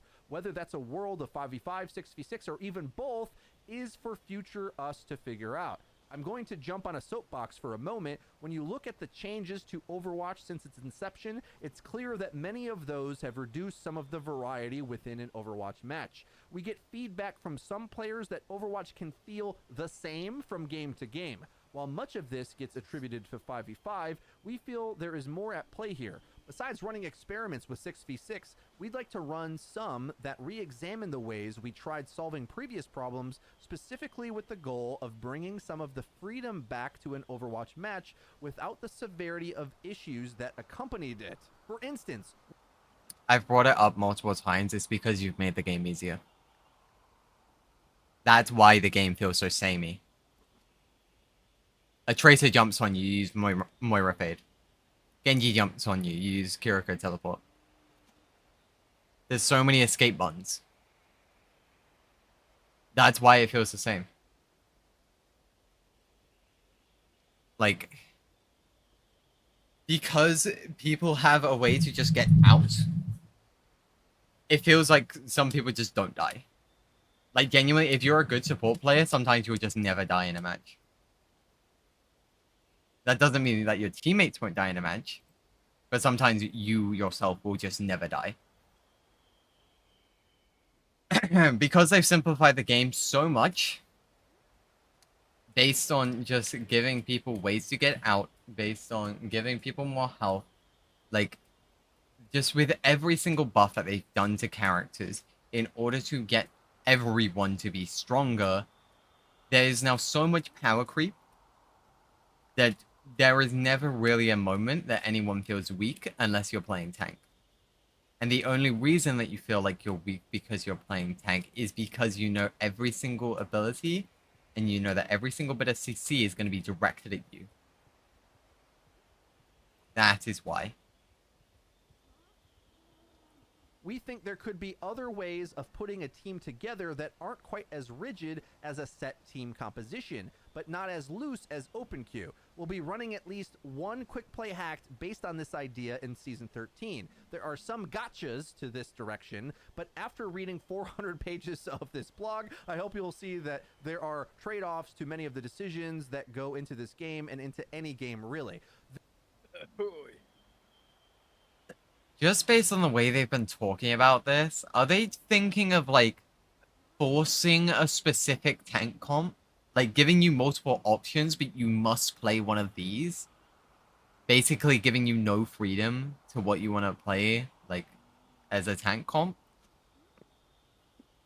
Because I really don't like that idea. I don't, like... Yeah, I agree. Freedom is great. And therefore, the devs should not dictate what you must play. You should not be able to just go, oh, well, these team comps are too strong, and therefore, you're not allowed to play this.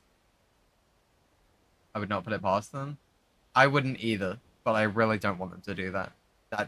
That sounds like it sucks. This kind of sounds like they might be considering SVB's suggested sort of that somehow. hybrid open queue, role queue idea, like limited roles. Or maybe even options to switch the role you're in, or maybe one day I'll get the format. Yeah, I talked about that, switching roles with the team. But I've always wanted with draft mode. Hey, we're all getting formats out here. Sam gets a format, SVB gets a format. Give me a format. Give me draft mode, please. Then I can defend the thing I actually always wanted instead of having to defend 5v5. This is BS. All right, to wrap up for now, your feedback has driven both our inspiration and commitment to testing new ideas in-game. We want to be super thoughtful about how we implement new ideas into the live game because there are millions of players who jump into Overwatch each season, and we want anything we put in-game to benefit the community as a whole, which, of course, never will be the case. You're never going to be able to benefit every single person in the community. And therefore, you need to... and also... I hate it when devs are just like, we want to be so careful about what we put into the game. Because we're worried that we're going to ruin everything. The community is laughing at you because you don't try shit.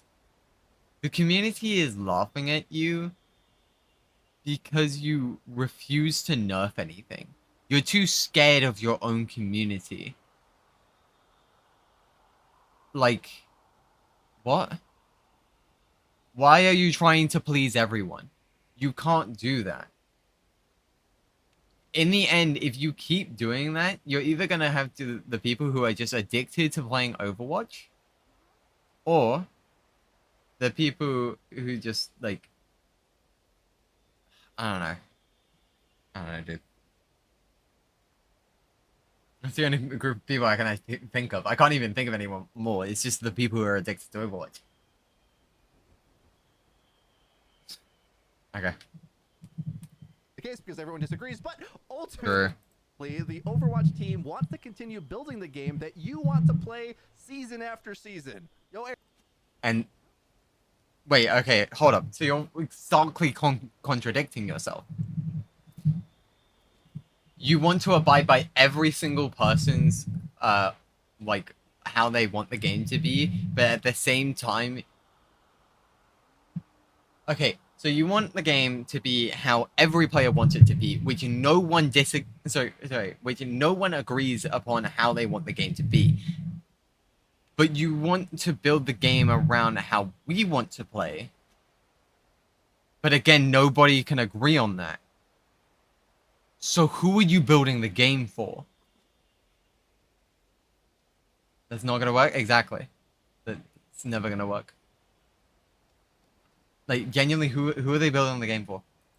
Aaron, I think you should run for president with this kind of talk. This blog, or thesis rather, is just a start of this conversation. This isn't the last time we're going to be getting into 5v5 or 6v6. Oh, great. I guess we're having another 2-hour talk, guys, later. In closing, we appreciate Oh, actually, we're approaching 3 hours now. Your passion and dedication for this game. Team 4 and the Overwatch community team hears you. We see you, and we're incredibly thankful to be on this ride with all of you. Can't wait to share more in the upcoming months, and let's make a great game together. Lord almighty, what a blog post, ladies and gentlemen. Everyone's getting what they want. I'll watch the Flats video later. I'm not watching on I can't stream. wait for them to try out this test, guys. This video is long enough already. I appreciate you guys tuning in for it. We're going to have a group up podcast detailing this, I believe, coming out tomorrow. If you enjoyed this video, please be sure to leave it a like. Yeah, that's probably going to be on SVB.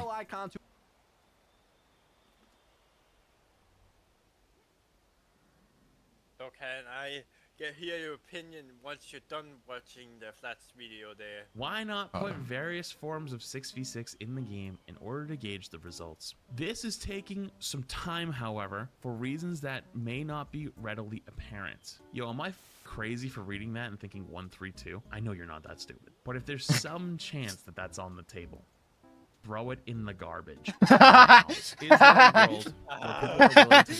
I'm definitely gonna watch this video later now. No, I don't think so, Aaron. The average player doesn't want to sit in queue to play for 20 minutes. We also have tens of millions of new players that have only played 5v5. That's also very valid. We've run the test for a few weeks. I'm in love with that idea. It gives people enough time, because if it was just a weekend, nostalgia would take over. We'd like to run some that re-examine the ways that we tried solving previous problems. We think there could be other ways of putting a team together that aren't quite as rigid as a set composition, but not as loose as open queue. We'll be running at least one quick play hacked based on this idea in season 13. Why not put various...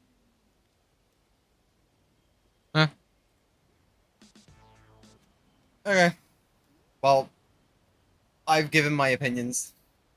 If you guys were not here, you can look back in the VOD. I have reacted to this entire video in its entirety. So if you guys want that, go back. I'm not redoing this. If more comes out about 6v6, maybe I'll react to it. For now, okay, when's Overwatch in season 13? Hold up.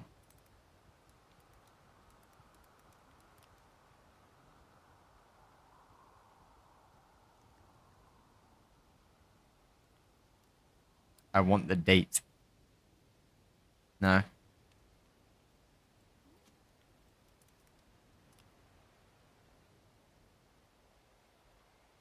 They haven't given us a date, have they? Nope. Great. Cool.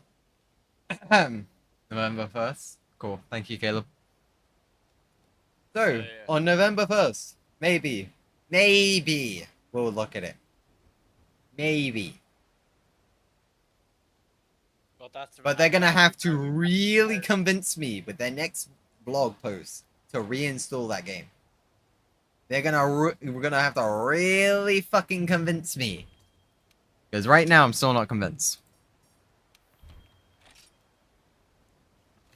Anyways, we are an entire hour over the regular stream time. So I am going to end stream here. Thank you so much to anyone who came in. Yes, I know you two just came in, and I'm sorry that I've literally just been ranting about this for ages. I'm sorry to anyone who actually wanted to watch some uncensored content, and this is what we got into. Sorry, but I needed to watch this. I needed to share my opinion. As much as I don't like playing Overwatch, it is something that's close to my heart. So, anyways, thank you so much to anyone who's been watching. Thank you to anyone in chat. Thank you to anyone on the lurk, and thank you to anyone who considered following or subscribing. I really do. I really do appreciate you all. Anyways, I've been NSC, also known as Neon, and I'll catch you all in another time. Peace out.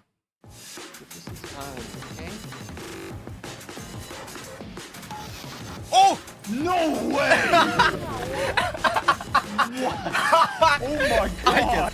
I'm going for it. If I didn't suck, yeah.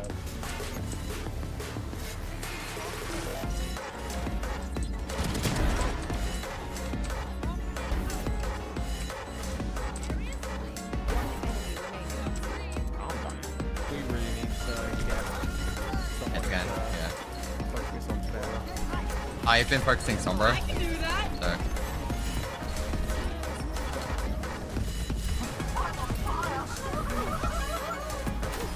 Sombra's dead. Fire's on me, fire's on me. Ow, fuck. I'm out. Fire's on left. When the Sombra doesn't want to be good, Can we go on Kiriko? Kiriko 1. Kiriko 1. No, they're rezzing, dead.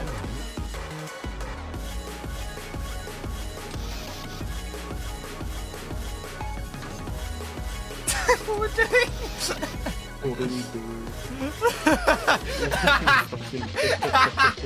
There's no way that could have worked. You're dead, Danny? I'm dead.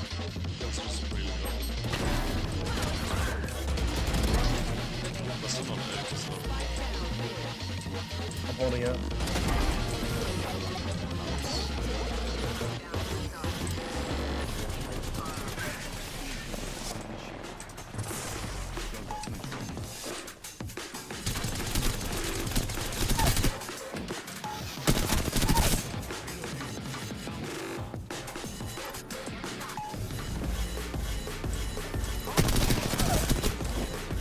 I'm waiting to boot Zarya in. I'm going now, Boot Zarya in, no bubble.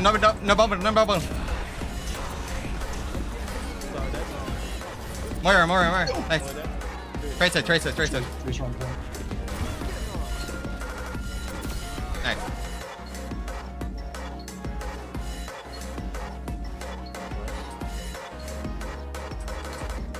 Oh my fucking god. Oh my god.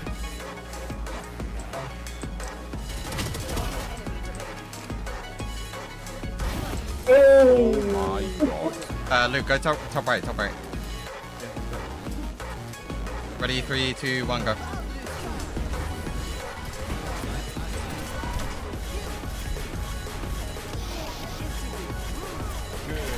Dude. Help me go or no? Oh, Kiriko! You fucking suicide! Nice! Yeah, I just challenged him earlier though, so he didn't have time. Oh my god, you're great at this one. 51. Nice. Also there, Razor's also there. Yeah. 51 on him. Get that leaky.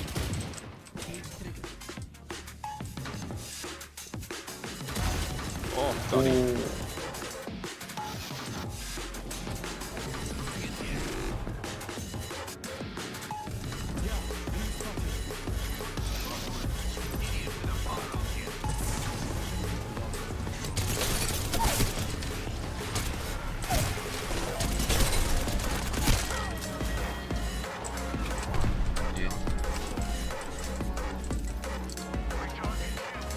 I didn't grab the meds.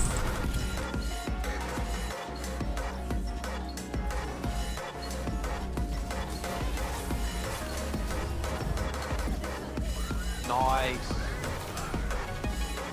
Danny, you are the greatest of all time. I messed up. Got it. Oh my god. Yes!